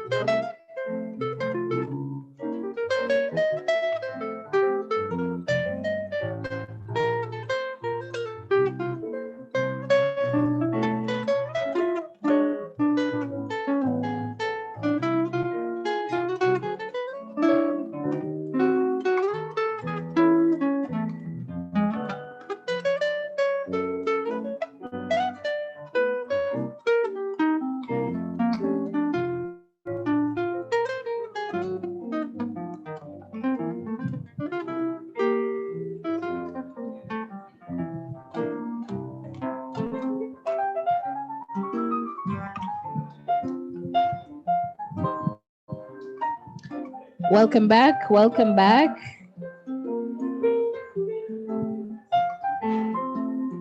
Welcome back, ladies and gentlemen. I would like for us to begin our next session. I don't know what happened to 10:45. It's now 11:08. What is your reason for coming in here? Is it the distance from where you were having the tea? Should we blame it on the distance? I think it was good physical distancing and physical exercise for us. So I just want us to stand up and stretch out a bit. And by stand up and stretch, I mean you can stand up and stretch so that you're not as, I don't know what you were having for your break. Was it just tea or there were like mandazis and KDFs over there? Yeah. All right. Okay. That sounds nice. I had watermelon. So yeah, I want us to each take out our phones and take a picture of your background or take a selfie or something. And I want us each, I'm sure we're all on Twitter, are we? We're on Twitter, right? Yeah, so just go to your Twitter account and pull out your phone first of all.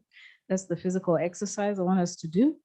So you pull out your phone, you take a picture, a selfie, or a picture of the room or the background, just something that fascinates you.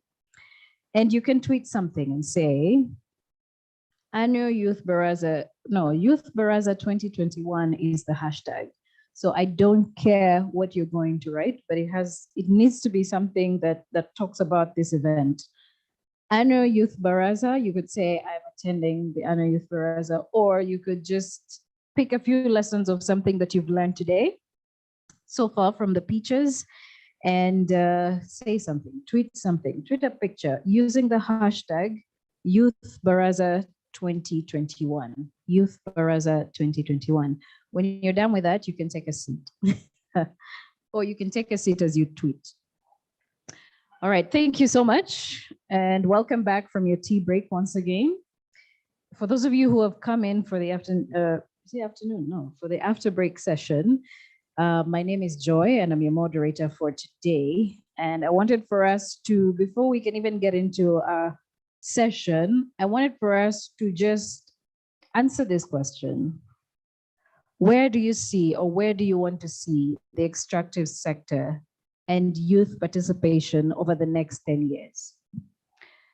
Maybe I could have a few responses before we get into that. I could have a few responses as to where you think the extractives industry is going to be in the next 10 years and what role young people can play in moving this sector forward. I think it's a question I asked in the morning, but now I want to hear your responses. I see some people here from the Ministry of Petroleum and Mining. Probably they can tell us about what exactly the youth are doing or how they're involving the youth in the Ministry of Petroleum and Mining. Was it Bruce? Bruce, you're from the ministry, right? You're from the ministry. What are some of the youth programs that you're having that are specific to mining, oil and gas? If you know any.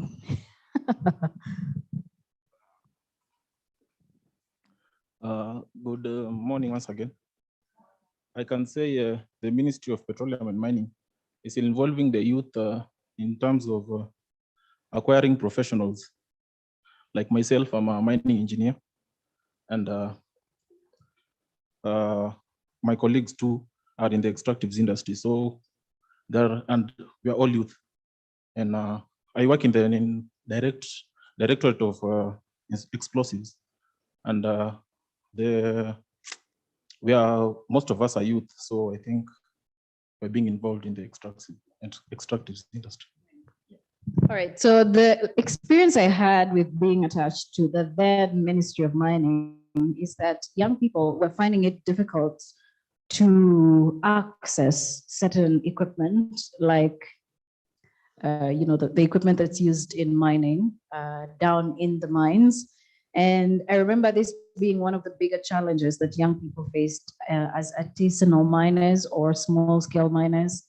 And trying to move them to fully established miners was quite a challenge, given the fact that they didn't have training, they didn't have enough training in terms of how they could use this equipment, and some of their demands for, shall we have this equipment? Because using these rudimentary tools to mine either gemstones or mine whatever minerals that they were mining was quite difficult. So I think in addition to young people lacking the skills, there's the issue of infrastructure and also the issue of giving them the right tools to be able to thrive in the extractives industry. So I will continue this, getting your responses over time, but for now I'd like to introduce our panel. And our panel is going to be about post-COVID-19 support for youth participation in the energy and extractive sector. And we all know that being young is an advantage, but it can also be a challenge. By challenge, I mean that we don't tend to see the value in certain sectors until way later, when we have crossed the youthful age, which is meant to be the energetic age. Then that's when we start to think, okay, I should have been involved in this.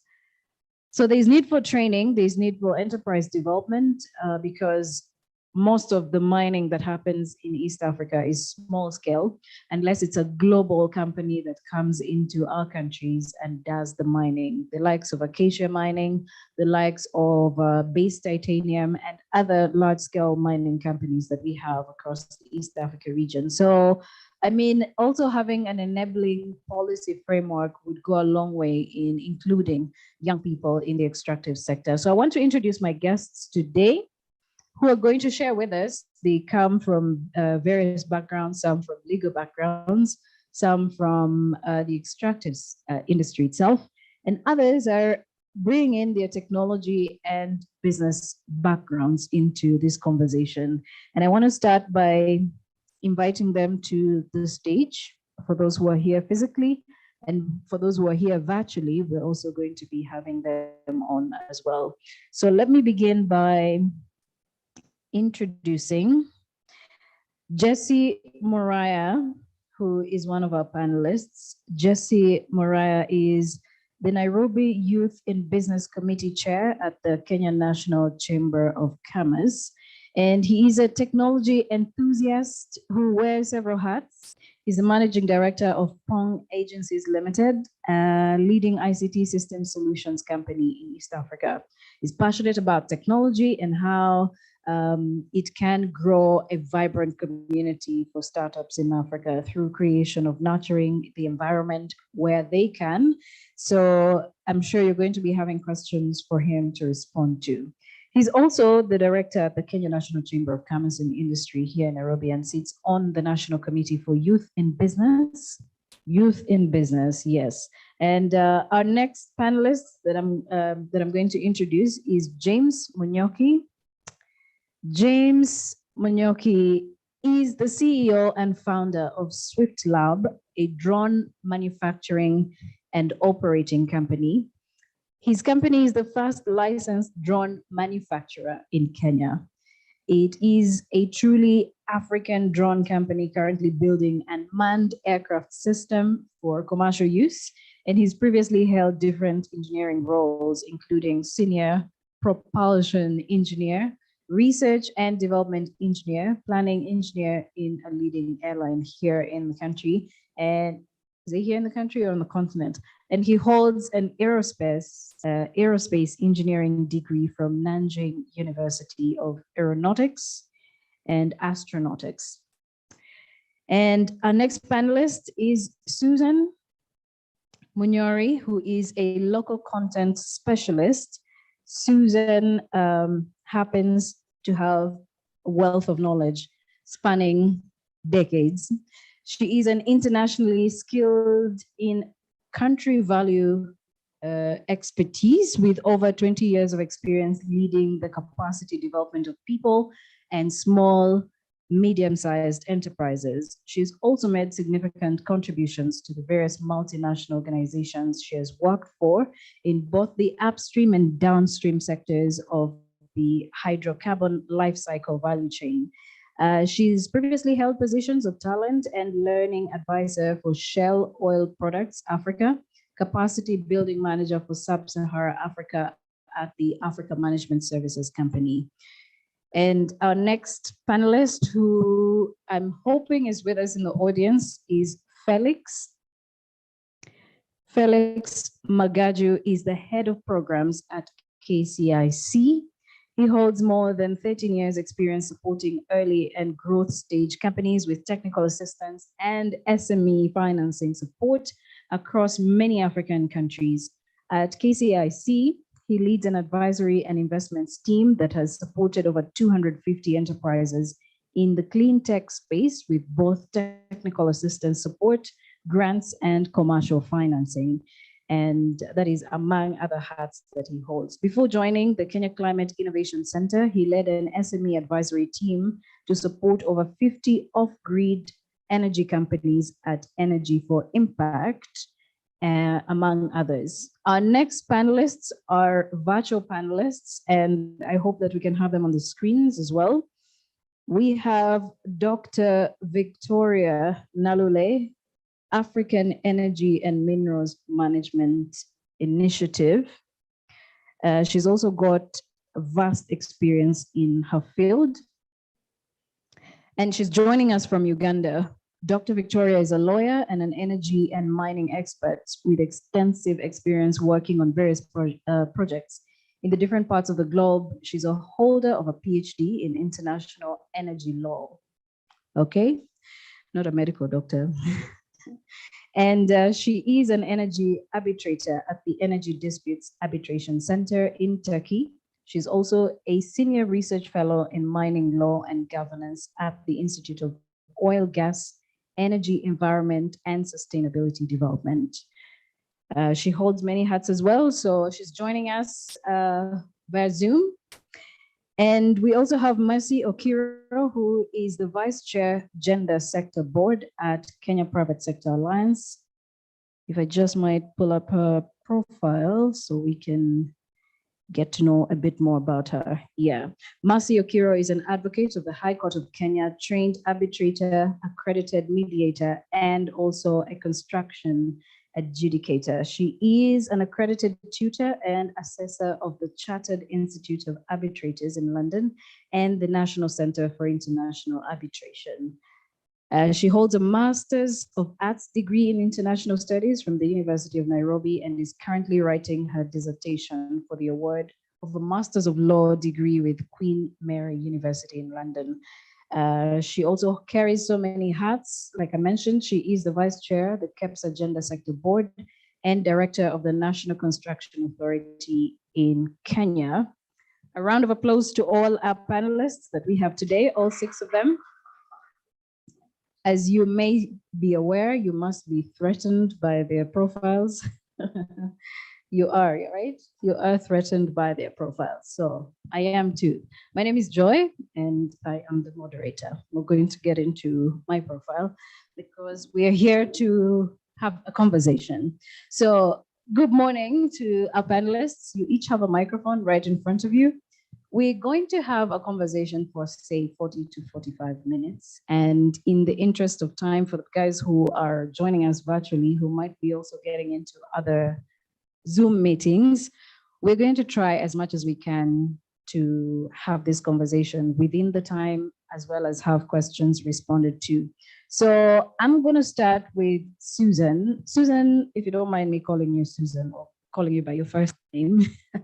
How do you think the COVID-19 pandemic has impacted young people's participation, given the past 2 years have really been heavy on reports on unemployment, reports on job losses, both direct and indirect job losses.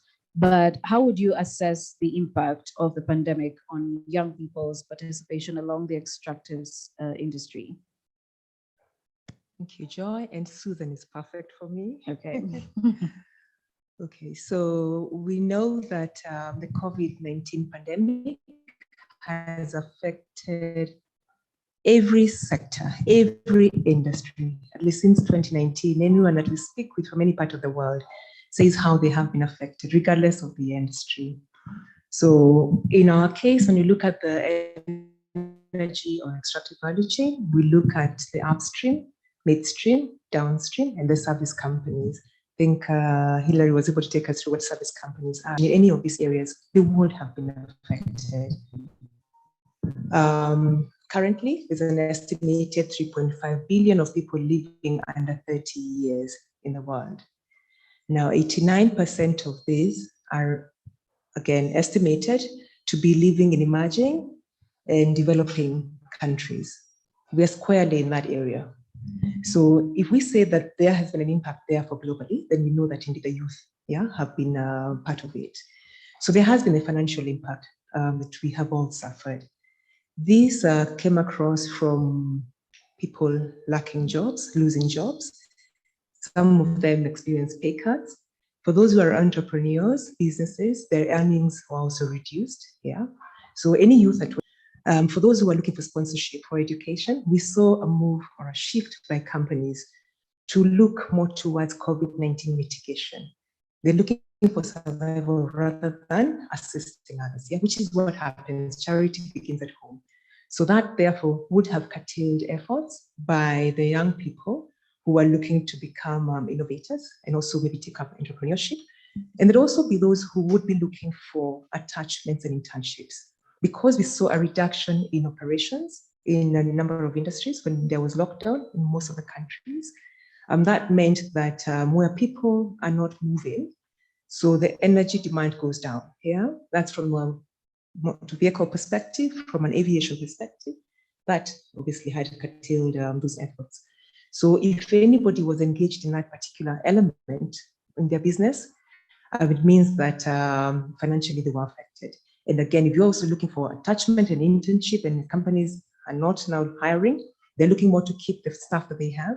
Then if you're looking to get attached to be able to pursue your studies, it meant that you do not have too far to go, yeah, to get those skills coming in.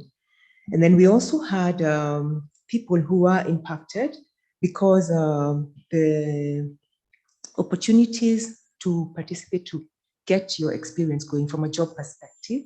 Why I mention this is because the extractive industry is highly sensitive. We mentioned environment, health, and safety. And if you do not have sufficient experience, the one thing that would be said to you is that, so we're not sure we can work with you. So that's one thing, let alone that you're going to be working independently or remotely, because there's a lot of virtual working that came out.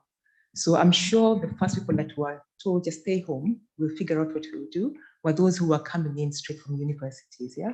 And the more trusted hands were allowed to perhaps continue virtually. Capital investments were cut back by organizations. Therefore, where they would have opportunities for projects to come on stream, those stopped. And I guess for us in Kenya, we saw that affecting us quite a bit here. Having worked in Talo, we were all upbeat, expecting the project to come to the final investment decision last year, but that did not happen. Amongst other elements, COVID also hurt them, and the global oil prices were also affected. So that meant that anybody who's a youth who was looking to get into that space then stayed behind, wondering, then where do I go? What I have. For those who are graduating, and I've spoken to a few, there was a bit of discouragement in terms of what should I do. And as well, those who are also currently at school, and again, having spoken to some even last week, the question was, Susan, I'm in the middle of the petroleum engineering course. Should I still keep active, or what should I do? So you can also see emotionally people have also been impacted. Yeah, so socially as well, there's been that distancing because you're not able to walk into companies and just inquire on what is happening. You rely a lot on what is being posted out in the media, and most of it was mostly COVID. So I'd say when you look at all the elements that affect a human being, mentally, financially, emotional, spiritual is different. Yeah, I'd say the youth were definitely affected negatively.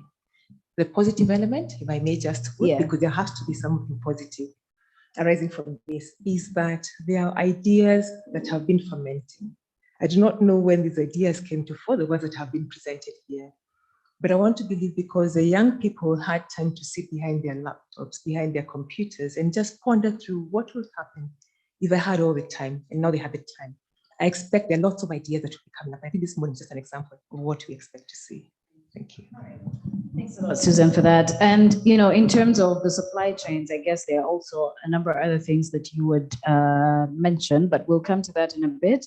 I just want to now come to James. James, there are a number of challenges that are faced by young people, young innovators. I'm sure if you ask Elijah today what his bigger challenge is, it could be either access to market or just someone paying attention to his innovations.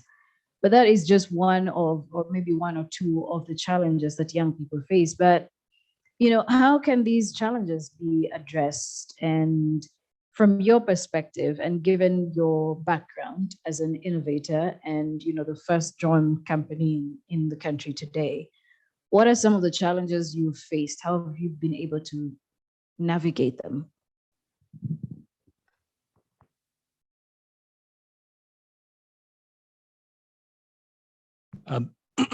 Thank you, Doreen. I seem to be knowing the second name more than the joint name. Okay, good. I think Doreen is more known. It's longer. Anyway, yeah. Okay, cool.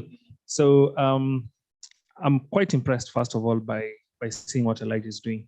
When I look at Elijah, I see myself not so many years ago, actually probably 2 years ago. And yeah, some of the challenges that probably he's going through are challenges I went through. I'm still going through those challenges. We're not yet there. And I'm looking at it from financial, especially that's one of the biggest challenges that majority of people in innovation are facing. We have brilliant minds in Kenya, but we have not seen Kenyans themselves put in money in startups. Yeah. When we go work, make our money, become billionaires or millionaires, we want to put our money in land, in buying cattle, and you know the usual business. And we're not really trying to put in this money to grow the industry and invest in young people. That has been a very big challenge. So what happens is you start with a very good idea, like Elijah. Probably the idea is not even anywhere else. Probably it's in Kenya at the moment. And we buy so much time by the time we secure funding. And then a Western innovator from San Francisco pitches in the US, gets millions, comes to Africa, and actually hires Elijah to work for them. It's really sad. And also, if you look at it, it's not like Africa really has shortage of ideas. Almost every year we have about 2,000, 3,000 graduate engineers, graduate, IT specialists, and we have what it takes. So one of the biggest challenges has always been the financing landscape. We're not yet ready. And yesterday I actually mentioned a situation where there's investors, and quote, or people with money in Kenya, but they're not willing to take the risk to put their money in a business like Elijah's. That's one of the biggest challenges that we're facing. I've been facing that challenge for a very long time. I've bootstrapped, and it's very unfortunate because not so many people have the small capital to bootstrap. And the industry actually requires some of the hardware companies, for example, Elijah's and many others. Mine is also a hardware company. You find for hardware, it's really capital intensive. You need space, you need workshop, you need to hire a few people to, to put things together. It's not like more like software where it probably could actually work from your home, the comfort of home. So biggest challenge has always been with financing. And we hope that people can actually be educated to be able to know that they can actually invest. I've heard of countries where you find retirees put their money, you can take some bit of your money and put it in startups, and whatever benefit you're getting, you get a relief for that. You get a relief in terms of tax to the amount that you're taking home. So those are things that we need. We need lobbying, we need policies and things like that.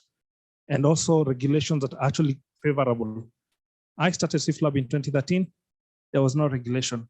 I had to wait for Civil Aviation Authority to get ready 7 years later. So we need to fast track policies, regulations, and if we iron out finances and policies, I think we're good to go. Policies, I think policies, that's where the key thing is, because it's one thing to have the idea, but then if there are no policies, it's also hard to even get financing at all, because the government's role is pretty much to lay the ground for us all to be players, create an enabling environment for everyone to be a thriving player. Mercy, given your background and knowing that you're coming from the Kenya Private Sector Alliance, Mercy is joining us on Zoom.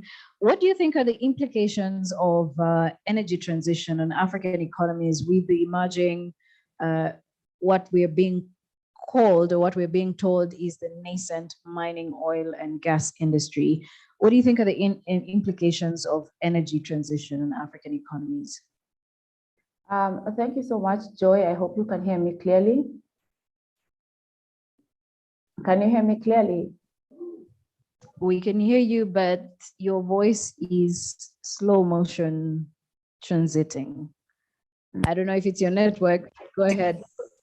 Can you hear me now? We'll try to, yeah. I hope Go ahead. now. Go ahead. Yes. Thank you. Thank you so much for having me on this panel. I'd have preferred to do it in person, but I had to travel for some urgent work physically. So I'm also had to join virtually from Mombasa. Now, regarding the implications of energy transition on African economies, there was a World Bank report that came out, I think last year or the year before, that basically demonstrated a shift towards renewable energy and clean energy. If anyone in the audience can relate the Sustainable Development Goal number 7, it really focuses on the universal access to affordable, reliable, clean and modern energy. Also, there's the Paris Climate Accord. Basically, in short, there's a push now currently towards renewable energy and sustainable energy. Now, with countries pushing for this change in energy globally, really, as Africa will be affected, because you find at least nearly 50% of sub-Saharan exports value is composed of fossil fuels, with exporting natural resources, which generate a significant amount of revenue for sub-Saharan countries. And this is basically natural gas, crude oil, and metals. Now, even if you may not say that fossil fuels have consistently remained the largest source of sub-Saharan African exports in recent years, you realize that their value has declined with the mineral energy materials exports growing consistently and with increased trade with China, which has boosted, I'd say, economies. You know what you say now, more and more African countries are looking east. So that now you find China is a huge consumer of mineral energy exports. Now, what I would say is this. In terms of the shift towards renewable energy and sustainable energy, sub-Saharan economies have a comparative advantage relative to the rest of the world because we are at a very nascent stage. These are not industries that we can say we rely on 100%. And also we have a lot of natural resources from which we can now tap into sustainable and renewable energy. There's also a lot of growth potential for countries in sub-Saharan Africa, such as the DRC, in the cobalt industry, and also Cote d'Ivoire in nickel and copper. So I'd say in the long, short, medium term, perhaps, fossil fuels do remain an enduring source of government revenue. However, in the long run, countries will have to make do with looking at sustainable income. Now, in the COVID-19 pandemic, you realize that the world hydrocarbon prices have actually been high and low, but mostly on the lower end. So that economies that relied on those industries have actually suffered. Now, how can Africa then tap into moving into the future with the impact of COVID-19 showing that there's need for energy, and energy can actually be the difference between life and death, powering hospitals, and even around issues of innovation. Now, we need to start looking at investing in clean and affordable energy sources to ensure that we prepare for more sustainable and resilient economies. And also, good energy sources, or rather sustainable energy, will help us in our post-COVID economic recovery. We need to invest in solar, wind, biomass, and geothermal energy. If you remember, KenGen has actually signed an arrangement with the Ethiopian government because there's now that increasing realization that even geothermal energy could be a very good alternative in terms of sustainable and renewable energy. As private sector also, you realize that now there's the push for public-private partnerships, and private sector cannot be overlooked even in the energy sector.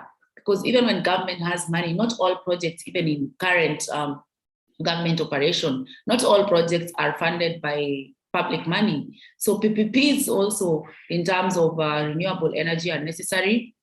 And also innovation. So that now this is a time to look at innovation. And as you've had, like the gentleman who's just, sorry, I'm confusing James, yes, in terms of he's done all this innovation around being the first owner of a patent and all that in drones. That was innovation. Yeah. When you look at issues of innovation, majority of the people who come up with innovative methods and innovative technologies are the youth. So this is the time to invest, because as you look at the comparative analysis in North Africa, you find that renewable electricity in Northern Africa, that is the Moroccos and the Tunisias, has actually gone up to 40% of the global average, what is expected. So we need to actually think about youth.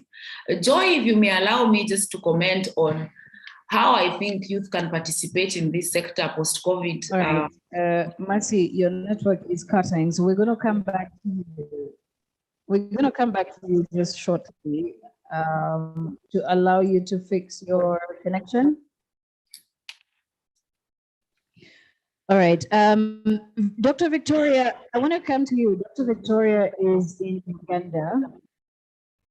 If we may, Dr. Victoria, what do you think are the key infrastructure and technological requirements needed to realize total energy transition? Because looking at what Mercy has said, going forward, we're not going to really run away from renewables. And while fossil fuels are still revenue generating for most African countries, how do we make that transition without hurting already existing revenue streams? So which do you think are the key infrastructure and technological requirements that are needed to realize this energy transition? Thank you very much, Joy, and a special thanks to Strathmore for inviting me for this event. I'm really honored. I think we're having an issue with our connection on Zoom because both our panelists are slow motion speaking.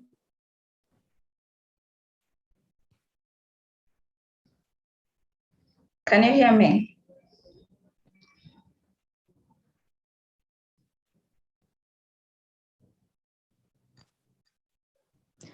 Okay. Should I proceed or you're trying to fix the network? Victoria, go ahead. All right, so when it comes to infrastructure development, especially in this era of energy transitions, we find that it's quite a complicated situation because on one hand, you really have to think about the investments you're making in the sector, and you have to also think about the financial expectations. Because right now, when it comes to fossil fuels, we are seeing a threat when it comes to investing or financing fossil fuel projects. And we're seeing that when it comes to renewable energy infrastructure, we already have some key infrastructure in different countries. In Kenya, you have the Turkana wind project, which is one of the biggest, it's actually the biggest in Africa. We have infrastructure projects in Morocco, Senegal, in Uganda. We have the Bujagali hydropower project. But then at the root of energy Dr. Victoria, apologies for that. Let's just try to fix your connection and my as well to make sure that you're heard audibly, because right now you are slow motioning into our audience. So Jesse, let me pass this over to you. You know, there's so many opportunities that are available in the extractives industry. But what opportunities does the energy transition present to African economies? You know, looking at your role as well with dealing with young people, how do you think it would impact, and probably you could match this as well with technology, how do you think it would impact creation of jobs, right?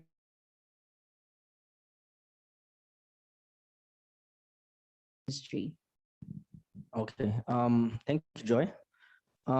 First of all, I'm not a doctor or a scientist or an engineer, so my vocab could be a bit casual, but I'm not happy alone. to be here. All right. Yeah, so there's a concept that I learned earlier on in the year through a course that I did online on edX called Institutional Voids. So that's basically what happens when entrepreneurs are able to find opportunities where there are challenges. And I think that is the case in Kenya, where we like to tell ourselves we do have a very entrepreneurial population. Our young people are highly entrepreneurial. I mean, right now at the university, and we do have already some people, even before they graduated, they already had like 1, 2, 3 startups, okay? I myself run a myriad of organizations. I think I register companies for a living. Yeah, so just showing from that aspect, I think there are a lot of opportunities, and that's what a lot of young people have seen. And that's because of some of the challenges that are there. And let me try speak to it as we talk about energy transition, for example. If you think about, first of all, we had a speaker, the one who was talking, the one who pitched from Uganda about water, about filtering water. The challenge, I mean, the opportunity and the business that the startup that he started was out of a challenge that he saw in terms of, in terms of the negative effects of the investment in the oil sector and the water that was coming out of there. And that was an opportunity that he saw. He didn't sit back and say, Serikali's idea. Okay, he saw an opportunity for a business. And I think that's what we have as the biggest opportunities as Africans towards this area. So instead of sitting back and allowing some of these challenges to affect us, I think as entrepreneurs, we have a role. And once we're able to tap into those opportunities, I think we'll be able to hire people, we'll be able to grow economies, we'll be able to improve our economies as a whole, just through tackling some of those challenges. And to add on to that, apart from opportunities, because I think entrepreneurship, again, is one of the greatest opportunities. And I think that's what I'll be speaking to most. I also believe that right now we live in the golden age of entrepreneurship. and especially as Africans and as Kenyans. For example, in Kenya, we do have a highly educated population, and I think we can all agree to that. We have a highly educated population. We have we have information available to us. That's through the internet, through social media. There's a lot of information. Hello? I thought I had a cold. Yeah, so we have a lot of information available to us. And that means that we can be able to tap a lot into these opportunities. And like I was saying, we're in the golden age of entrepreneurship, and we can tap into so much. If you think about all the amazing things people are doing right now, renewable energy, solar, biogas, we have a lot of startups that are coming up in those areas. And I think if we are able to, position ourselves, I think we can be able to attract capital, and not just foreign capital, which I think James here had mentioned in terms of local capital. I think locals Kenyans and Africans are starting to be alive to that. We are seeing investment being done by Kenyans here. We are seeing investments being done by capital. We're seeing black capital coming into our continent. And I think if we are able to position ourselves as young people, we can be able to tap into that quite heavily. Another opportunity is skills. Right now, we do have information available. So let us, as young people, I think we can use this opportunity to upskill ourselves, improve our skills in terms of being able to take up, or at least our skills in terms of renewable energy, for example, our skills in terms of extractive industries. I think with all this information available to us, online courses that we can take up, if we're not studying it at university, then we can be able to gain that knowledge on ourselves, and we can be able to use that either to enter into the job sector formally, or actually to start our own businesses. So I do believe there's a lot that can be done. And finally, I think in terms of opportunities, we do have an opportunity to involve ourselves in policy. So for example, I represent the Chamber of Commerce, for example, and part of our role is advocacy. That's being able to bring you, all of you entrepreneurs, bring it together into one room to be able to engage some of the people that we hold responsible, that we vote for, in terms of enabling policies that will be able to ensure that, for example, we reach zero carbon emissions as a country and as a continent as well. So I think we can partake of that, join some of these associations that are available, be politically active. And I don't mean, go to the streets. So you can do that. I mean, there's nothing stopping you, but be politically active, hold your people accountable, and ensure that some of the policies that they're bringing on board are able to bring you together and are able to encourage entrepreneurship in this industry that we're talking about. Yeah, so I do hope that answers your question. Yeah, I think it does, though I have some follow-up questions on that, because I want to know, of all the requests that you receive, of all the proposals you receive, how many of these proposals, say, come from youth who are in the energy or extractive sector? But I'm going to come to that. I just want to give Felix an opportunity also to speak. Given the youth innovation ventures that we have been seeing, going around over the years, do you think that, they're getting the required support to thrive? Or do you think that maybe we need to do a bit more to ensure that young people are also being heard, that their innovations, their ventures are also being listened to? The last time I heard of a venture capitalist who was helping innovators get some sort of funding. He was actually from South Africa. And when you look into the East African community, the three countries, Kenya, Uganda, and Tanzania, I don't know if there are many venture capitalists who specifically fund young people in the extractive sector, but I would like to hear from you in terms of, do you think the young people's innovations are given the right kind of support to thrive?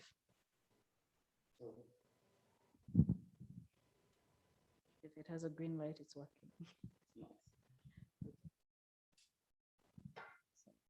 So thanks, Joy and the team from Sazmo. My name is Felix.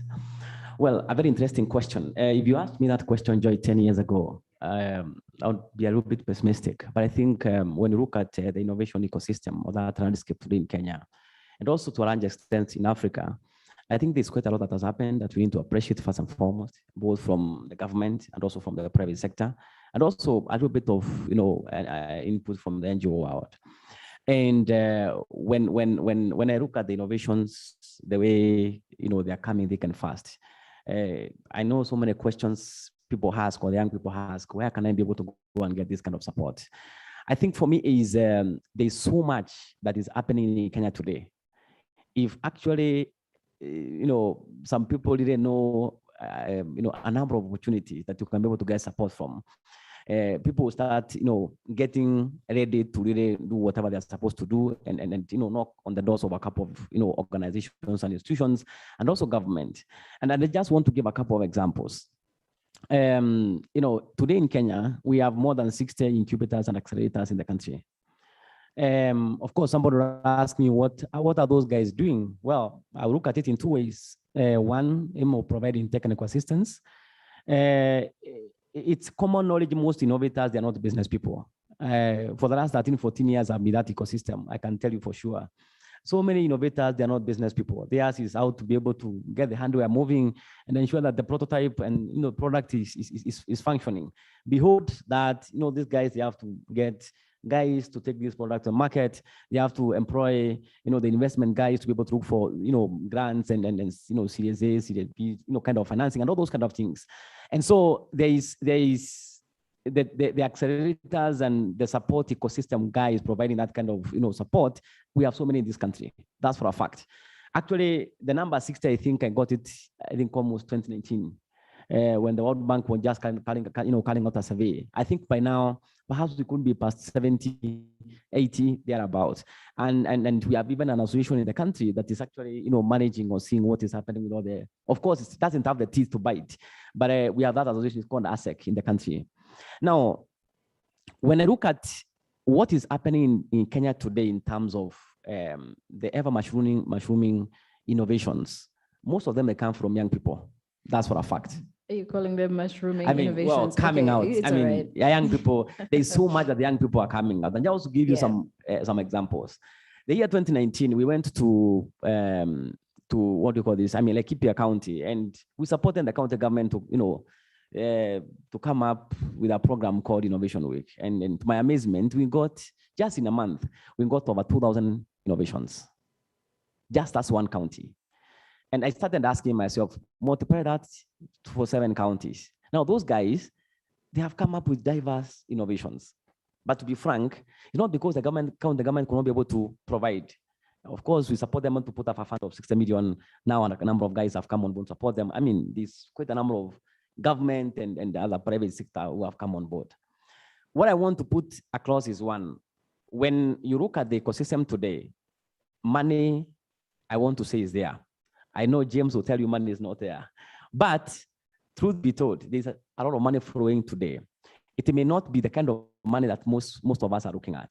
That's number one. Second, in terms of technical assistance, there's so much that is happening today. Perhaps maybe not really tailored to what some of us need. Because, for example, to give an example with James, is a little bit technical.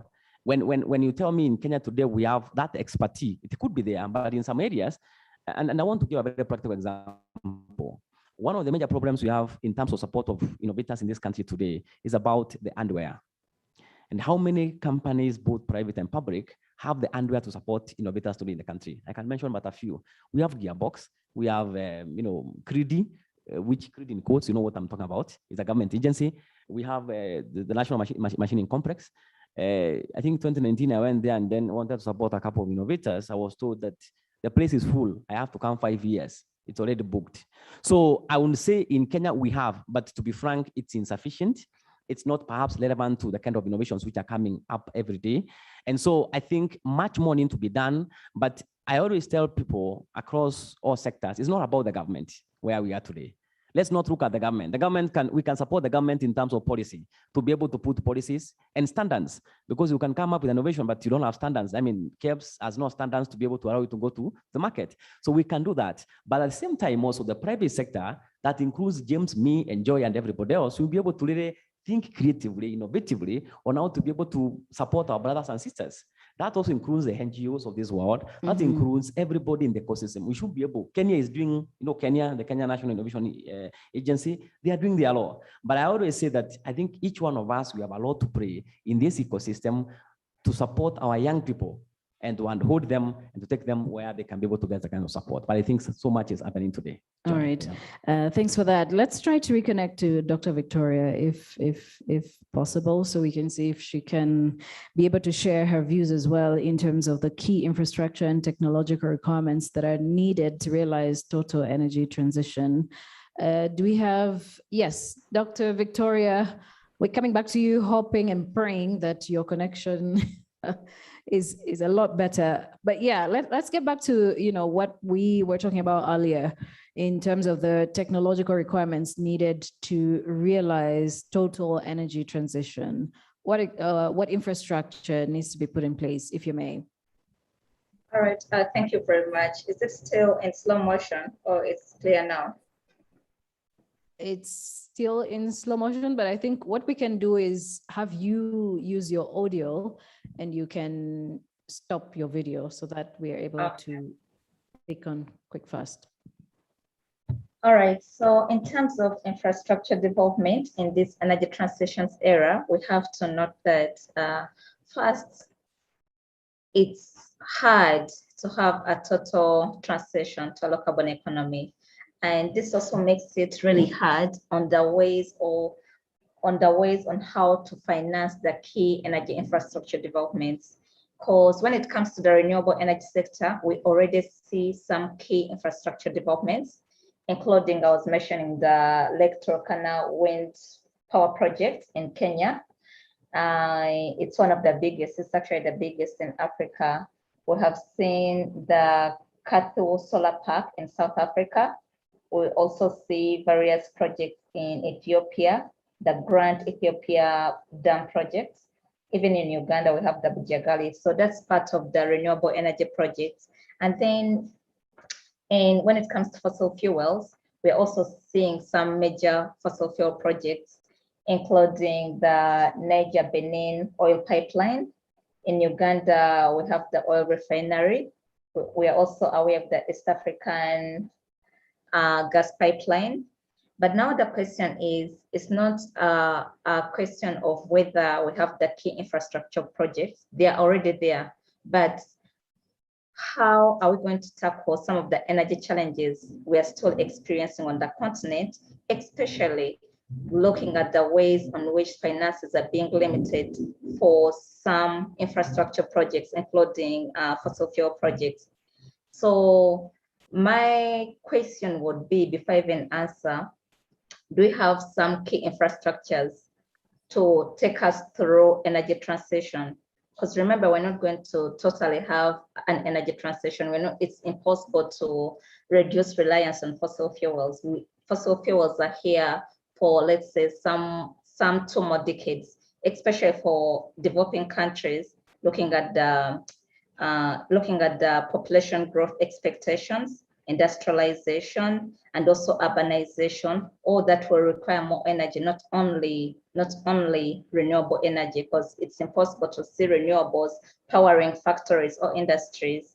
And also at the current conference, COP26 conference in Glasgow, you'll see that all the world leaders have used fossil fuel transportation to get there.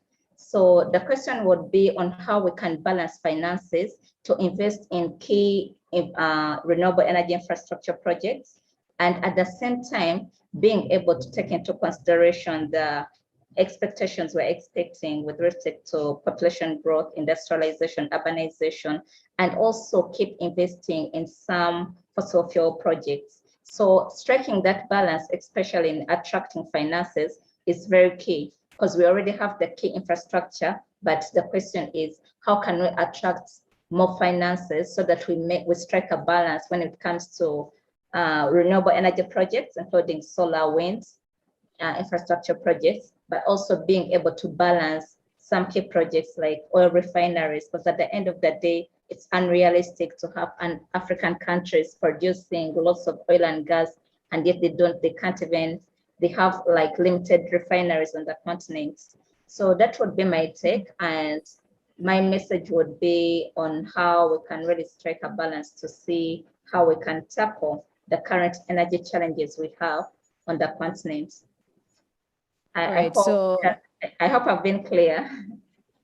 Yes, yes, you have been, especially with your audio. But I also want to bring in the perspective of young people. What efforts do you think should be put in place to support and increase youth participation in the extractives industry? Because as is, we're only looking at a paltry, probably 2% or at least not more than 5% across the region. How do we increase this participation and support given to young people in extractives? From your perspective? Yes, that would mean that we have to review the current policies that are in place, especially local content policies. So in the local content policies, remember, we've been focusing on seeing local people getting involved in the extractive industries, but you rarely see a local content law that is giving extra attention to the youth. And so if policy-wise or in terms of regulation, we have key regulations that can support youth involvement by including a percentage. Let's say in all our local content policies and laws, we should at least have a percentage of, okay, this percentage should be from projects that are coming from the youth. So that's on the government part. But as the youth themselves, the question is, if you have these opportunities, do you really have the necessary skills and expertise to take up the jobs? So it will be to the youth themselves to look out for skills, advance their education, get involved in activities that are going to really make them ready or prepared to take up these opportunities. And the other thing I would also suggest with respect to especially youth participation, it goes to issues of corporate social responsibility, especially for the existing extractive companies that are already in our countries. Because remember, we've been asking for corporate social responsibility or social license to operate for local communities, for the local people, but we can direct our suggestions to also tackle or improve on the youth participation. So I think we already have the key ways to involve the youth, but we have to be very particular and also demand so that it's more visible and practical. I like the part where you talked about the community development agreements, which is, I guess, corporate responsibility in the other countries. And now, I don't know if do we have Marcy online? We do? Yeah. Marcy, I would like to hear from you in terms of increasing youth participation. What's your take on this briefly? Thank you, Doreen. I think, Joy, I think I would also just use audio to avoid the shaky issue. I see it worked well for Victoria. I believe, thank you. I believe the first step, when you think about it, even before you go specifically to just the mining and energy industry, we need to really push for the more political commitment. And in a country such as Kenya, where we already have a national youth policy, which document is very comprehensive and really touches on all areas of youth involvement, from political processes, entrepreneurship, decision-making, I really think it is time that the youth now engages government at the national and county level to really push for this implementation of the national youth policy, and also negotiate for quotas, because you find that in societies where diversity has been realized, it is because the people who had been previously seen as the marginalized have actually been involved in decision making. I think about my tenure and the work that I do, and even Dr. Nalule, we do more or less sometimes the same work. You find that when we joined, there weren't so many women, and specifically many young women. But as more and more of us join there, when we go there, we ensure that we have policies that are gender responsive and also youth responsive. So I would challenge the youth, sit on these boards. Look for these funders, look for innovation, just keep trying and ensure that you ask for a seat at the table, because only then will you be able to have, for instance, age-responsive economic planning. You'll also be part of economic responses long-term, not just short-term where you're told you'll be given 5,000 per month. No, be part of the 10, 20, 50-year-old plan for government at the national and the county level. The last thing I would really like to emphasize is the power of digital empowerment. I believe in this society, even if, and as Joy, you said, the issues of now using crude oil and crude weapons, as it were, those things are far behind us right now. Right now, people have gone online, and right now with a good digital empowerment and digital involvement, the youth can take over. And I think that is what I'd like to say for now. Thank you. All right, thanks a lot, Mercy. I'm gonna now throw this over to James. James, in terms of increasing youth participation, youth support and everything, I mean, with Swift Lab, what kind of support were you able to get? From who, how? And maybe the young people here can pick a leaf or two from how you were able to get it off the ground and up and running to a fully established company. Yeah, I like what the gentleman, Felix, what Felix said. The landscape is different, especially for the last 2 years. The availability of innovation hubs, programs like these. The company SwiftLab, for example, has been a beneficiary of Association of Countrywide Hub, what you mentioned, ISAC. And yesterday I mentioned when I went there, I was telling these people about my innovation.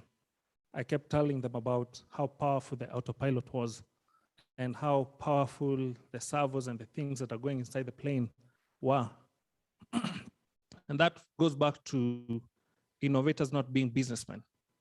So the environment is different. People like Countrywide Innovation Hub are really helping you to move from an innovator to a business-oriented person. You focus on business. Actually, most of the time when I introduce myself, I don't anymore introduce myself as an engineer. I introduce myself as a businessman. I like that. It's nice. It's fancy. So yeah, it's fancy. So basically, there's a lot of support coming. We take part in challenges. There are so many challenges coming up. I've seen things about Kenya National Innovation Week. I've seen counties do that. You mentioned Laikipia. We've actually worked with Laikipia Swift Lab. We've been beneficiaries of that. We used to send them business models, and we would sit down virtually and have conversations. And they've helped us to mold our business from not just a gadget that can fly, but to a product that we can actually sell. It's unfortunate, for a very long time, you'd go to an innovator and they tell you, last year I made this tea making machine, I made an ugali making machine, I made all those things. But you see, if you don't have someone to really help you mold that into business, you'll keep having gadgets and gadgets every day piling up in your home. So I like the environment at the moment. Ministry of ICT has been quite supportive. We've been engaging them. These people, you write to them and they respond. Today you write to them and they respond. You write to companies. I told you about how we reached out to Posta. We made a call and the following day we had a meeting. So same thing. The environment is a bit suitable. Fine, I mentioned the challenge of capital, but then everything else like building the customer base, creating partners, just reach out, shoot cold emails, and people are there to support you. Take part in accelerator programs. They help you a lot. You'll stop selling the technical bit, but you'll actually be selling the value. So that's what's happening. Susan, I want to come to you because Dr. Victoria mentioned something about having a local content law being implemented fully. And I think Mercy also agreed to that we need to implement the National Youth Policy, among others. But in terms of increasing that participation in extractives, particularly, because I think James and Jesse are coming from a technology background. And while their technologies can be used in extractives, for instance, drones, just to identify where maybe certain mines are, but can we sort of integrate all of this to make sure that young people in extractives are benefiting? Thank you, Joy, for that question. And the response is yes. There is that opportunity to integrate all the policies and ensure that everything comes together to benefit the youth. But looking at the extractives industry, there has been that notion of gray head is more trusted. And that's because of the risk that is apportioned to just the whole operation. But for me, the question is, because we don't have the luxury of time, we cannot wait for 10, 20 years to wait to develop the youth. How can the youth show up and show they can actually do things smarter? Not because you cannot, but because you can. But it's a matter of just coming across in that way. And I'm speaking maybe more soft skills, but technical skills, yeah? Because there's a point where you come with your papers, but how do you project yourself? You know, are you keen to learn and all of that? Yeah. So I'd say there's a role that the youth would need to play. The policies, yes, on the other hand, and I'm looking at local content as well, we would focus on getting as many people as possible. The first interest that any business has is to get people who are capable, people who are going to deliver the job, people who are going to hit the ground running.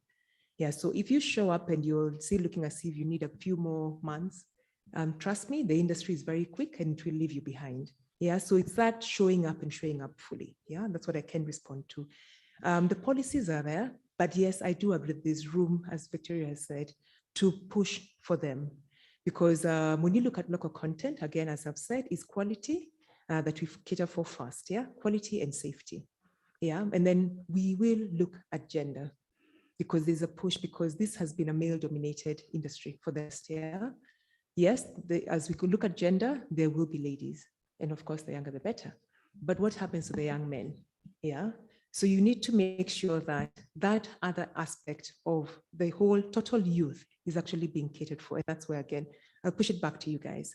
I smelled when Mercy said, taking a seat at the table, I actually had thought of that. So the youth need to step up and take that seat at the table and make sure that where decisions are being made, you're actually present and you show up here. In terms of technology, that's key. And again, looking at the innovators that we listen to, they're all looking at how they can be able to improve processes, improve products. That's a gap that we have in the continent because we typically, again, post-colonial, we were left to just develop the raw materials and then it's taken away for value addition and then we import it back, yeah? There's an opportunity there to just break that cycle and it's a crazy cycle. It's not good for the continent, yeah? So I can already applaud the three presenters, yeah? And just say therein lies an opportunity because even as we, when I say we, industry, looks to see how they can be able to bring in service providers who can be able to provide a service that is economic, that is also going to be ahead of the times, yeah? We do not have the luxury to wait for the fossil fuels, for example, to be developed the same way they were developed before. Right. And we're seeing that the funders are anti-fossil fuels. So what is it that the youth can be able to come in and do? And I just want to bring in something around carbon setting. We know that fossil fuels are going nowhere, yeah, but there is some opportunity to do that responsibly. And I also know that companies will be waiting to see how can you be able to give them a solution to their problem. They know fossil fuel, they're not running away from that. They also have a bottom line that they need to meet. Yeah, they have shareholders that they need to make happy. But is there a way that your own innovation can be able to provide them with a carbon offsetting opportunity? It can be growing trees. Yeah, you can look at what it is that you're passionate about and Right. see how that can be able to come up. Okay. I can see I'm being rushed. by Yes, Joy. yes, you are. yes, yes. And just one last one, please, Joy. Mhm. This partnership with the industry. Again, just that cold calling. They're not going to say welcome. You need to tap on those doors and get there because unless you work with industry, and again, a very good example for what you do with GDC, then you may be developing something that is not necessarily ready for market. Yeah, you need business to be able to support that initiative, to tell you whether what you're coming up with is marketable or not. Yeah, I'll leave it at that. Thank All you right. very much, Joy. Jesse, you receive all manner of proposals from young people. Do you think you can support me with this? Can you support me with that? Maybe there is a global exhibition happening in Dubai. We did have the Expo 2020 in Dubai just a few weeks ago. And there were quite a number of comments online about the kind of things we were exhibiting down there. And you know, where the young people, why are we having an expo that's being, you know, showcased by people in their late 60s? And Susan talked about the gray factor, where people with gray hair are more believed compared to we, the young people. So how are you helping young people move from that level of where I come and tell you I can make a drone to the point where you say we are now supporting the younger James to become the next big thing in Africa? Wow, okay, that's a really good question. I'll first start off by answering the first question about how many proposals we receive from people in the energy sector. I know traditionally energy extractives yeah. to be specific, actually, has been a very heavy highly technological industry. And in Kenya specifically, given the fact that compared to other African countries, the percentage of contribution of extractives to economy, you can't compare it with agriculture, for example. You can't compare it with other major sectors in Kenya. So extractives have still contributed a very small margin to our GDP, but there's a bit of awareness coming in. But we still haven't found, for example, at KNCCI, we still haven't seen a lot of companies coming on board, or a lot of startups coming on board from the extractive sector to be able to either be exposed or look for opportunities. But we have seen companies in associated sectors or industries. So for example, I can know, for example, with Talo Oil, for example, we do have the Turkana Chamber of Commerce, which is in Turkana. And a big part of what the team there at the Chamber of Commerce at Turkana, which how the chamber is organized, is we have different county bodies all reporting to the headquarters, but they operate autonomously. So you do have a KNCCI Turkana, you have a KNCCI Kisumu. So for Turkana, they have been encouraging a lot of the a lot of the local people there to be able to provide support services to the extractive sectors there. So you do have areas like that, but in terms of specific businesses, I may not have the data, but they're not as many. But in energy, we do have a growing interest in energy, and I can speak a bit about that. So for example, I was involved in running an event that took place earlier on in the year called the Techstar Startup Weekend. And one of the winners, a startup called Circular Village, provides, basically they were looking at an off-grid solution for biogas. And there were representatives or a bunch of other organizations within the energy space that had wanted to participate or had actually participated in that, just that they did not win. So we do have a lot of young people in the energy space coming on board, tackling huge problems and challenges. And my advice to them is that, and other people, is that you do need to put yourself out there. You do need to ensure that you participate in, I think like James was saying, participating in challenges, participating in competitions, going and knocking on doors that you think may be closed, but they will open up with persistency. So my encouragement is just, continue putting yourself out there, ensure that you're positioning yourself and take up those huge challenges. And it's only those people who are actually able to take up those challenges are the ones who are actually able to achieve and be able to succeed in the various fields. Right. Okay, Felix, I want to hear from you because you talked about those 2,000 innovations just from one county. So imagine all of that potential. What happens to this potential? Because when, as young people, we are not very patient. When we try 1 time, 2 times, 3 times, we just give up. We'll probably dump it and try something else. If we think that this new thing is the thing that's going to bring in the money, that's what we go for. So how do we avoid a situation where we are forgetting about the things that should be driving our economies? And, instead of going for things that, are going to bring in the quick money, because our innovations are great, but they're not being moved to the next level. How can we do that?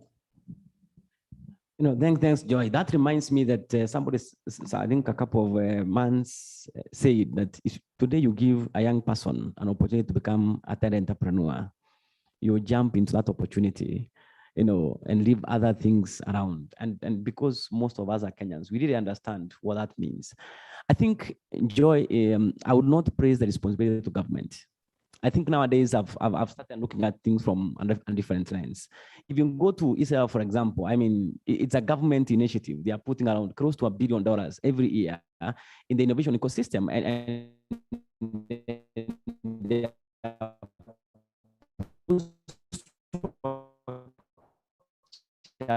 as machinani, whereby even villages, belonging to different even characters about that work. But in Kenya today, I have always, or nowadays I always say it is a work of Joy and Felix and Jesse, James, and everybody else, because we have brothers and sisters, we have uncles and aunts who can be able to drive this. Let me give you an example.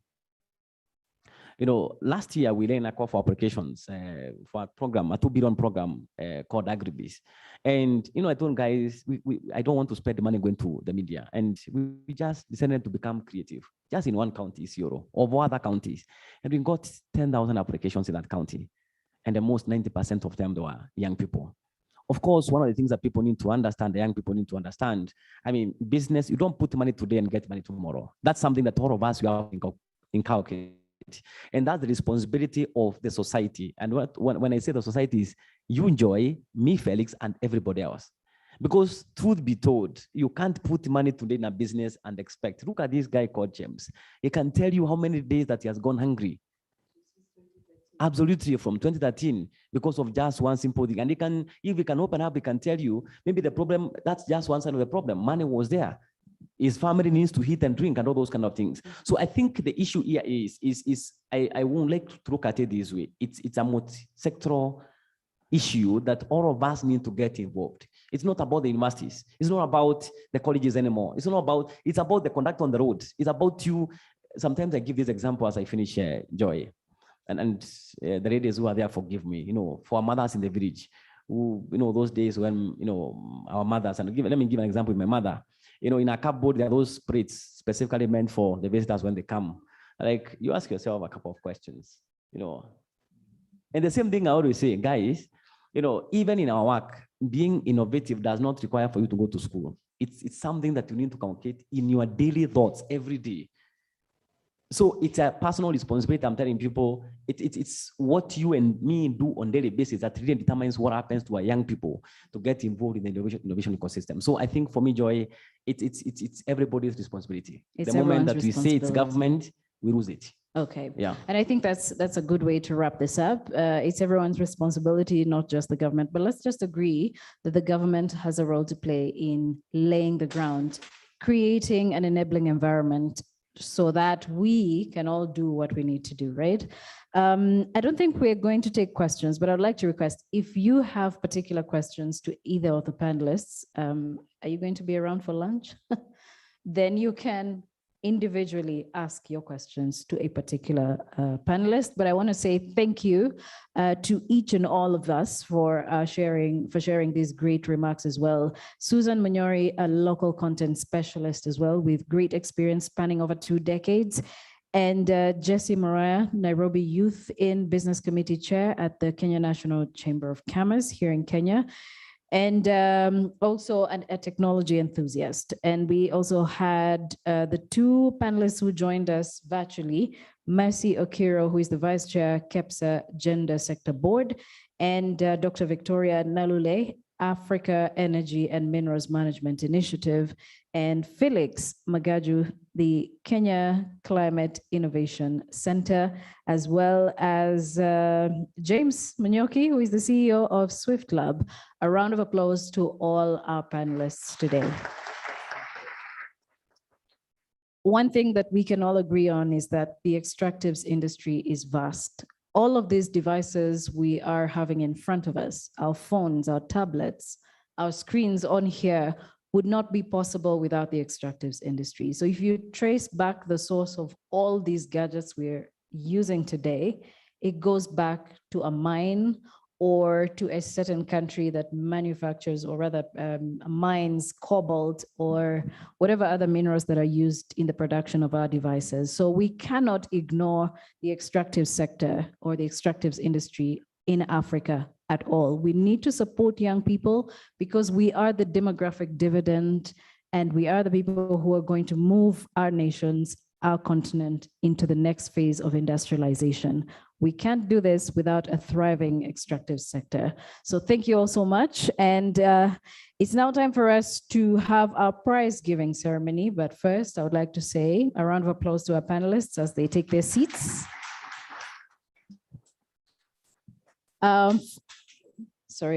For our prize giving, we are going to have our director, Laura Muniafu, who is going to come over here. And I think one of the judges as well going to make a short, or all of them are going to make short presentations. Okay, a representative from the judges panel to make a few remarks about our pitches and our innovators before Laura can come on board to take on the prize giving ceremony. So I don't know if it's going to be Victor or Halima or Dennis who are going to give a few remarks as well. Okay, Dennis has offered to give us a few words. Yes, I think where do you want to do it from? You know, over here. Okay, thank you very much, Joy Doreen. Okay, and it's a pleasure to be here back again. And I'm presenting my able judges who are together with me on the panel of judges. And just before we get to know who are the winners, we've been really challenged and also motivated by the level of innovations that have been presented to us, and also to you, and also to the humanity. As one of the panelists has said, that this forum gives us a unique opportunity to take these innovations to the next level. So even today, as we get the winners, I think the effort to bring these innovations into a public forum is a win in itself, because it takes a lot of courage to put together an idea and to present it for challenge. So one of the things that we were challenged today is that the journey continues even beyond this forum. And even in the audience today, as youths, we are being challenged to get to the next level. And as we get to the winners here, we'll be clapping for them, we'll be giving congratulations message to them. And there are those who think that they have not won. But here, what we like to say on behalf of my judges, my fellow judges, is that this journey continues. And as the panelists have said here, I think this is a real sign for us that there are opportunities that are wide, and you've heard what James has said, and this journey started from a forum like this. So you might be sitting there today and say, maybe my idea is still in my computer, in my head. We are here to challenge you that the opportunities are there, and there is the right support to provide you with the right guidance, with the right mentorship, and also with the right finances to be able to bring your idea to fruition. Thank you very much. Pleasure.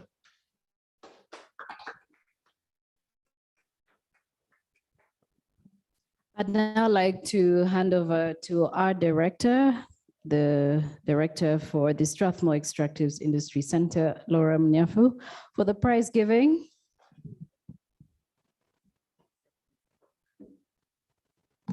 This is the part where you say drum rolls. Yeah, so thank you very much, Doreen, and our panelists, our chief guests, and the very brilliant insights that you've received from this panel. We are now in the session that you all have been waiting for, and it has been a very cutthroat race for the innovators, as well as, you know, all innovations have been brilliant, but we have to have one winner. We have consolidated the results from the judges, and this was a very close call. So without much further ado, I will announce from the second runners-up until the winner. So the second runners-up is Zebekiah's group from Uganda. Kindly let us give them a virtual round of applause. Then our first runners-up is Walter Kesi from Tanzania. Kindly let us also give him. And finally, our winner for the 2021 Sustainable Extractives Innovation Challenge Finals is, and drum roll, Elijah Kiplimo.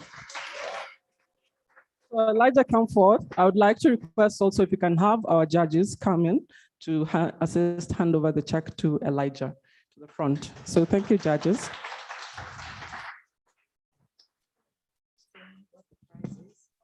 Oh, the prize is a small sum, which is a partial amount for what the winner was asking, but it will help in enhancing the winner's innovation.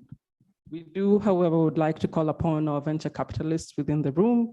And I'm looking at KNCCI, I'm looking at Afrinet, who presented yesterday, and the likes, to also come and boost this gift to Elijah. So thank you. Judges, please.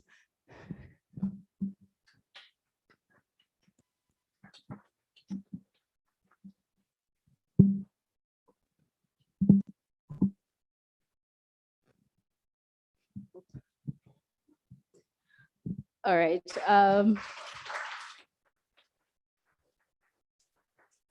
Because we don't have confetti over here today, we are going to assume that it's somewhere. Yeah. Okay. So just want to say congratulations. Congratulations to Elijah Kiplimo. And as you can see, there's a sum there of about $1,800 US. In Kenya shillings, 180,000 Kenya shillings. Big congratulations to Elijah Kiplimo for that and for your great pitch as well. A round of applause for him. Thank you so much to our judges as well for taking the time to go through all of these pitches and zero down to the three, have them pitch their ideas, and now we have a winner. That's not to mean that Zedekiah and Walter are not winners. I'm sure some good venture capitalists are going to reach out to you, and I wish you all the very best with your innovations. Now it's time for us to have our keynote address, and we've got George Aluro, who is the Managing Director for eCorner here in Kenya. And he's going to be addressing us and talking to us basically about rethinking the energy and extractives value chains post-COVID recovery, building back better in the extractives industry. He's already on our screens. George, it's so good to see you virtually. Thank you, Joy. I hope you can hear me well. Yeah, we can hear you. But we were one step away from thinking that you're coming to us from the skies. I think it's because, yeah. It's because of where you are positioned. Yeah, so apologies. I had to attend to another KEPSA meeting. I am also the chairperson of the Energy and Extractive Sector Board of the Kenya Private Sector Alliance.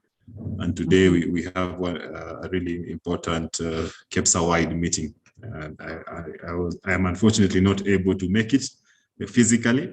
I had intended to be there physically, but sometimes things come up.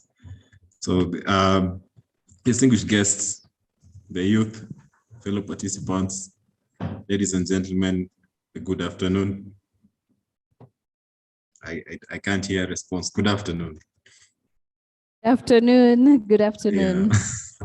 It's an honor to join you today in this annual Youth in Extractives Baraza with the theme Building Back Better, Rethinking the Energy and Extractives Value Chain Post-COVID Recovery. I think since 2019, the world has suffered from economic downturn related to the outbreak of the COVID-19 virus. This pandemic has really disrupted the value chains in all sectors and significantly affected the extractive sector.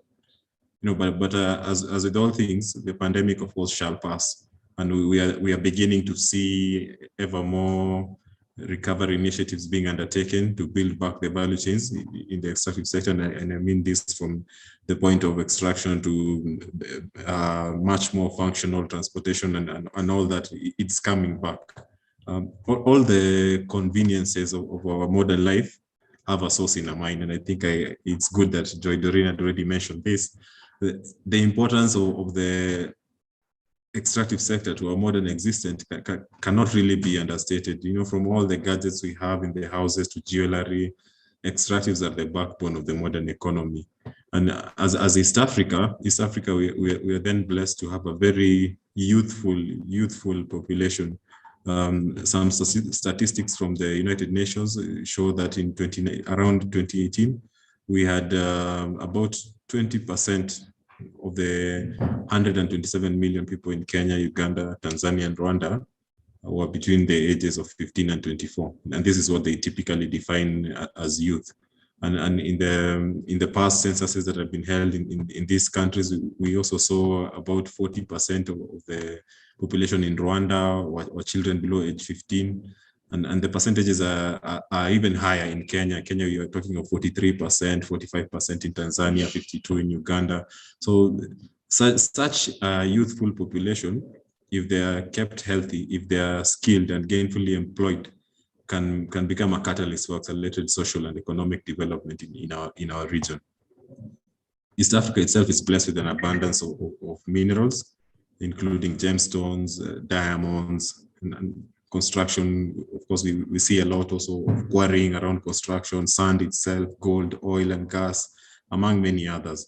The drive to economically utilize these resources has mostly been driven by foreign mining concerns, and to a lesser extent, artisanal miners.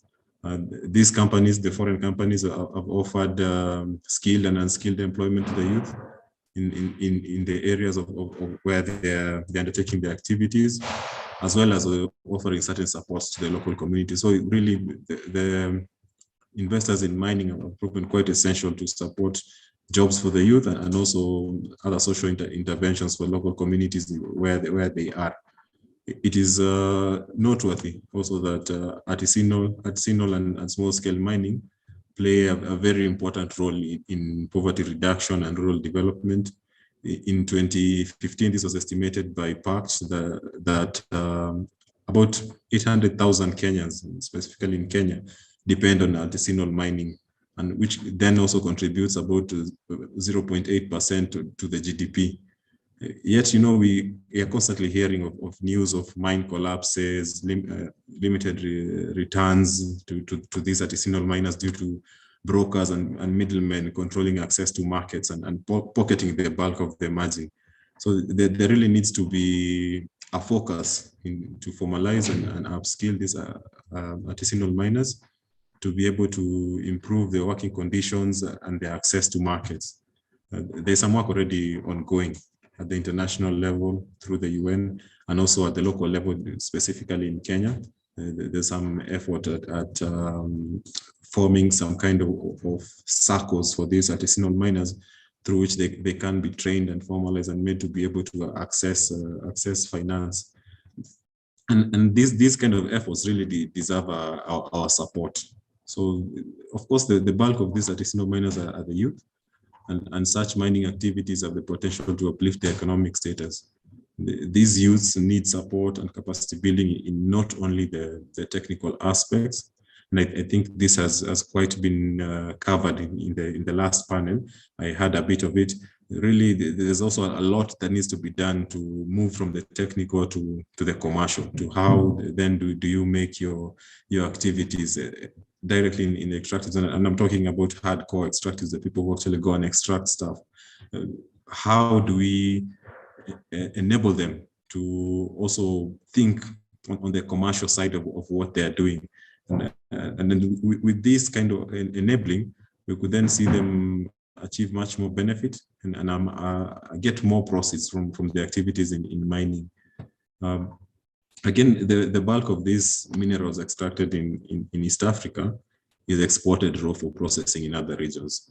I think we have talked a lot as a continent about value addition, and this is something that we can't run away from.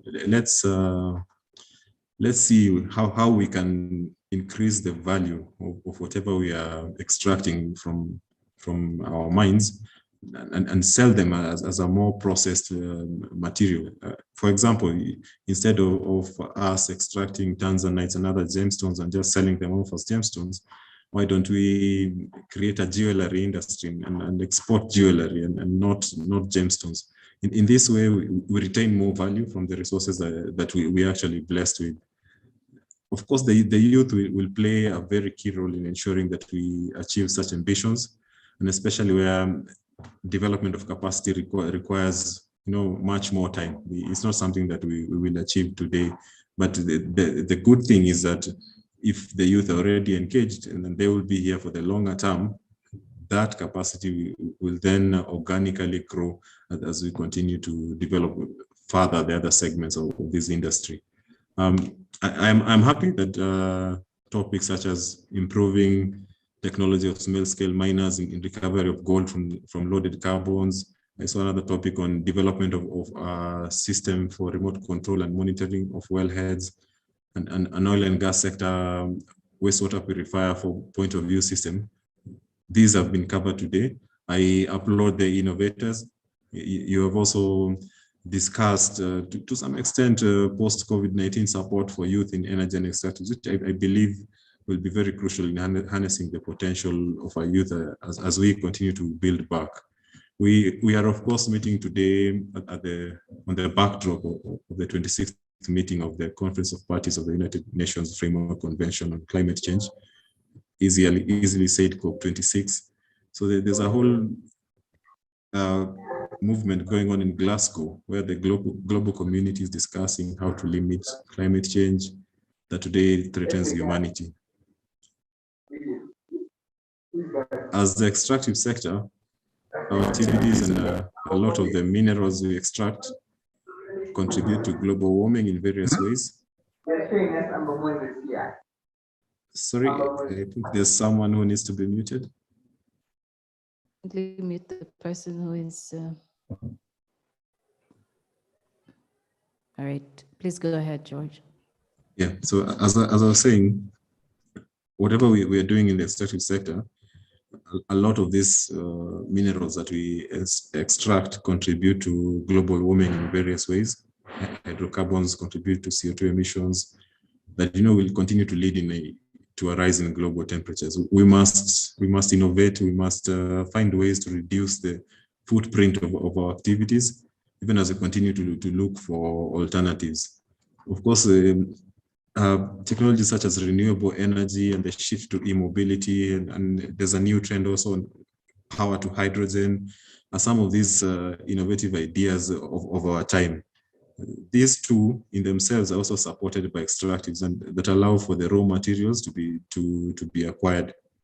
There is need to ensure equipment and processes are more efficient in the way they operate and electrify to the greatest extent possible. So we really need to move away from equipment running on fossil fuels. The extractive sector must not only support, but also enable this by ensuring that we have a sustainable sector. Today, the world is also in a race to net zero. And as extractives, we must not be left behind. And even as we join the global initiatives, we must always be cognizant of where we are as a region. We must acknowledge the current state of development of African economies and the need to probably still use some of the resources. And I'm talking about fossil fuels for some gradual time. So there has to be a gradual shift that really acknowledges where we are as the African continent.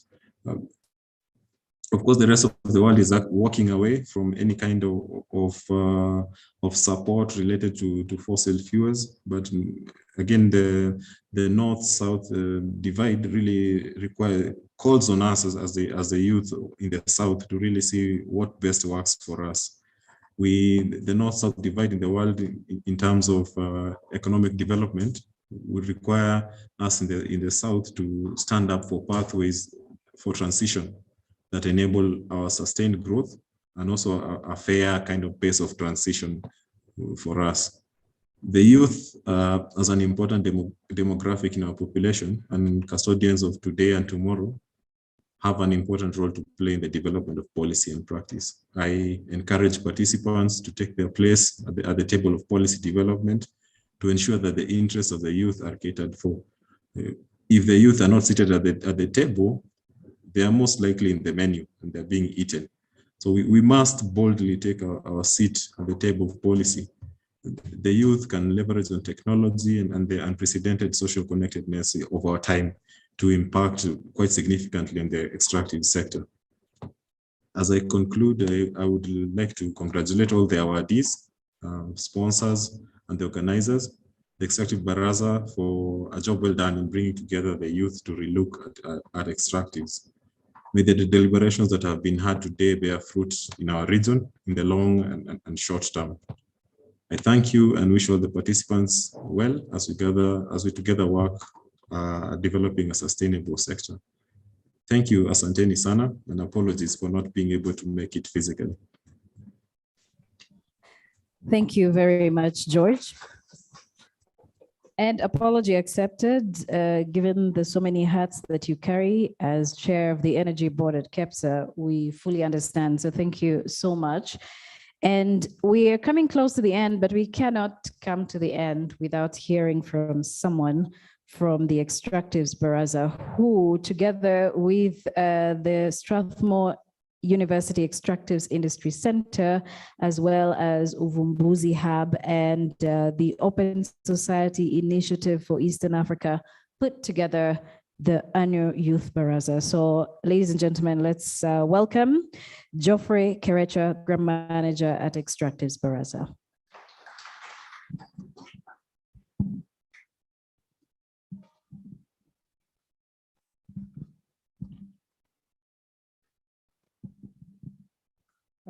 Thank you so much, Doreen. And thank you all for being patient to this end. I know some of you have been here since yesterday. And our chief guest, distinguished speakers, ladies and gentlemen, it's my honor to give the vote of thanks on behalf of the Extractives Baraza that have put together this two-day conference. And today marks a culmination of a year-long engagement with the youth from Kenya, Uganda, and Tanzania. The COVID-19, while being a global pandemic, has not deterred the spirit to engage the youth. And we are excited that we've been able to hold a hybrid convening today, and more especially having an in-person convening, which is the spirit of the Extractives Baraza. As you know, Baraza definitely is about us meeting and having conversation, and we are happy that we've achieved that today in spite of the COVID-19 pandemic. Definitely, we would have loved to have participants from Uganda and Tanzania join us, but this was not possible because of the COVID protocols. We're also happy that the Youth in Extractives program has afforded the youth from these three countries a platform to explore different opportunities to plug into the extractive and energy sectors. Importantly, youth have had a chance to go through a three-phase training and mentorship program, as well as an opportunity to showcase innovations, just as we have seen today. It is our desire that the program will build youth capacity towards the realization of their potential to take up opportunities in the extractive and energy sector. I wish to acknowledge the Open Society Initiative for Eastern Africa that have given the support over the years to support the Youth in Extractives program. Their support has been instrumental in keeping this program running. To our speakers and moderator, thank you so much. I wish to express sincere thanks for gracing the occasion and for leading a very engaging session. We must say that the panel discussion was quite engaging and really discussed relevant issues that affect youth, as well as the debate around extractives and energy transition. The event will not have been successful without your participation.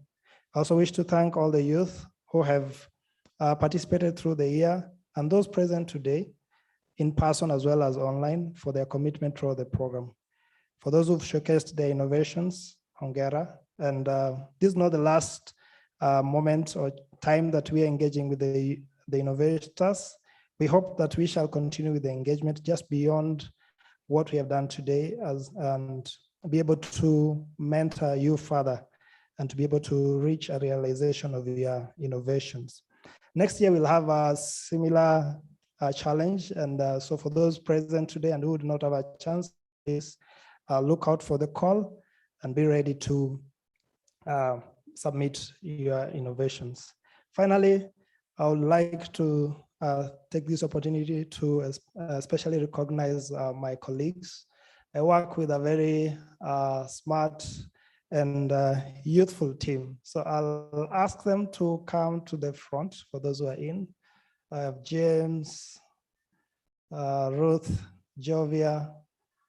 Please, you could just step. And just to encourage the youth in the group that we are actually youthful, you're not going to see any gray hair in our team. I think my colleague Laura has stepped out, but we have the three. And I want to appreciate, because we've worked together to have this event successful. We could clap for them. I'll ask that they remove their masks, at least so that at least you're able to know each one of them. And I request at the far end, we have James Kirwa, who's in charge of research. He's the lead in terms of research. We have Ruth, who's been constantly writing to you, calling you, and I want to appreciate the excellent work she's done. Basically, she's taken the lead in putting this together. You must have had endless calls from her, and thank you, because she had to push you to be here. And she's the one who leads the stakeholder engagement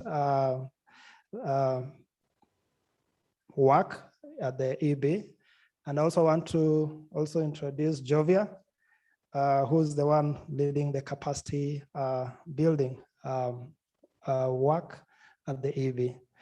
Thank you so much, my colleagues, and thank you we have worked closely together to put this together. We also had a team that worked on logistics. I have Marianne at the back. I don't know if Sharon is still in the room. Marianne, you could just stand and wave. Yeah, so thank you all for your effort, and we appreciate everything that you've done. You can have your seats. Just to wind up, we're going to have a brief session for appreciating the speakers. We have a small token of appreciation, and I'm going to ask Marianne just to come forward. We'll start with the judges. This will be quick, and then I'll hand over to Joy. I'll start with the judges. Halima, please, could come forward. We have Halima, Victor, and then Dennis.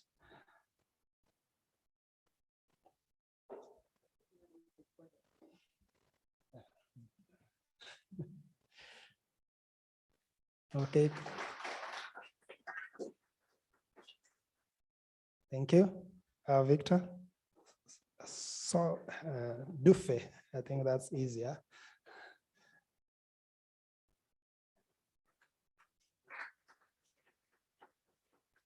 And then we have Dennis.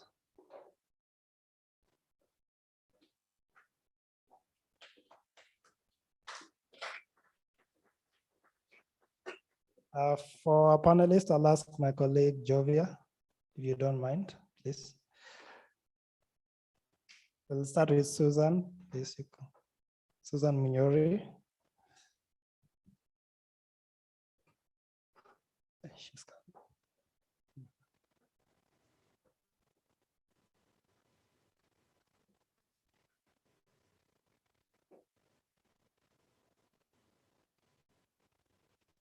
Susan, please.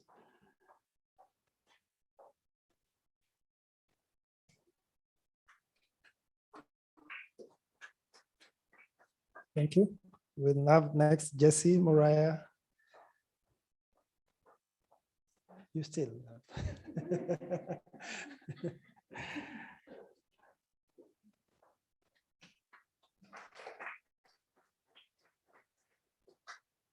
Thank you. We'll have next is James, if he's still around. I know if he stepped out. James.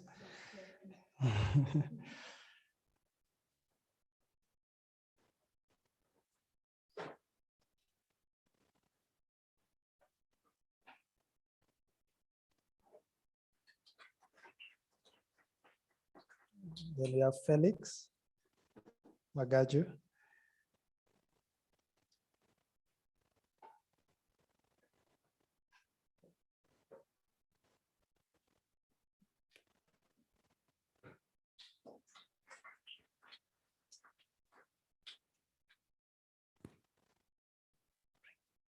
And lastly, for our moderator, yes. I think all of us must appreciate that she's done an excellent job, and we appreciate Joy for her willingness to always come. So Jovi, you still have one more gift back to give, and then I'll hand over to Joy.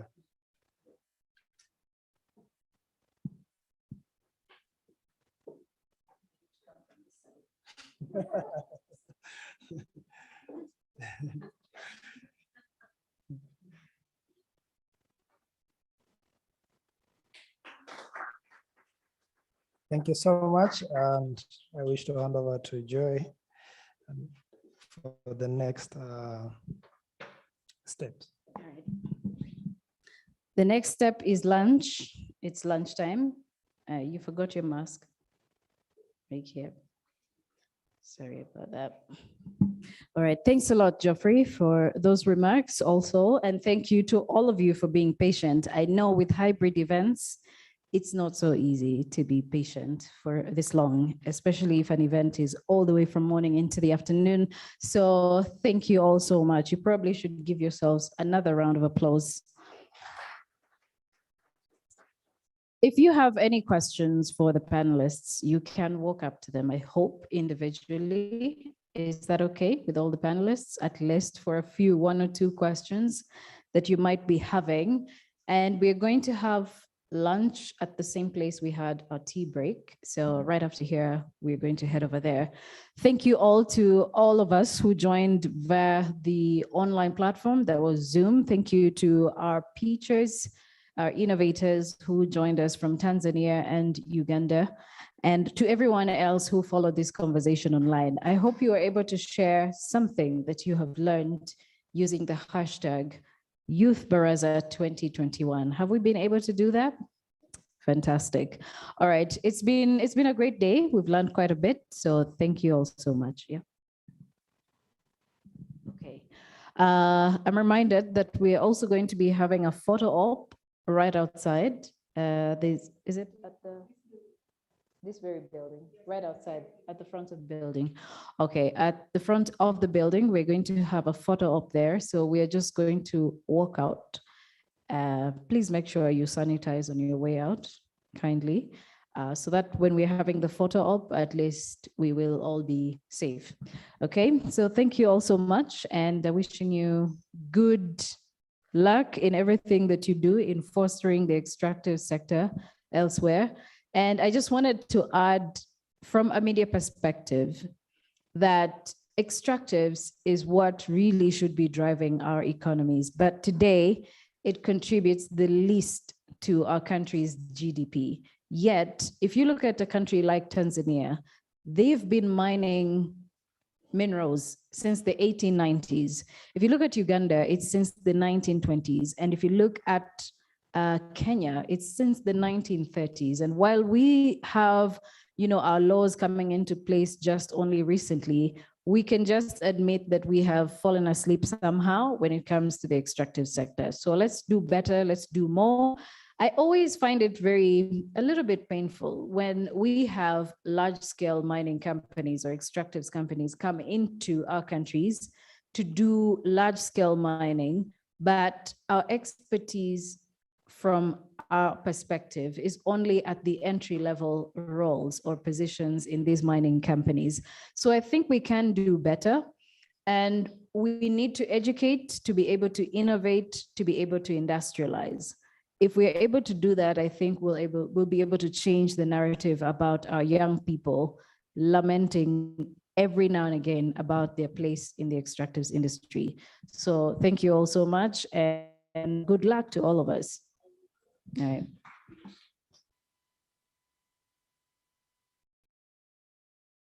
To say special thanks to our media team at the back there, the public address system. They did a fantastic job with coordinating our sound system. So thank you to Matthew and the team. Thank you so much.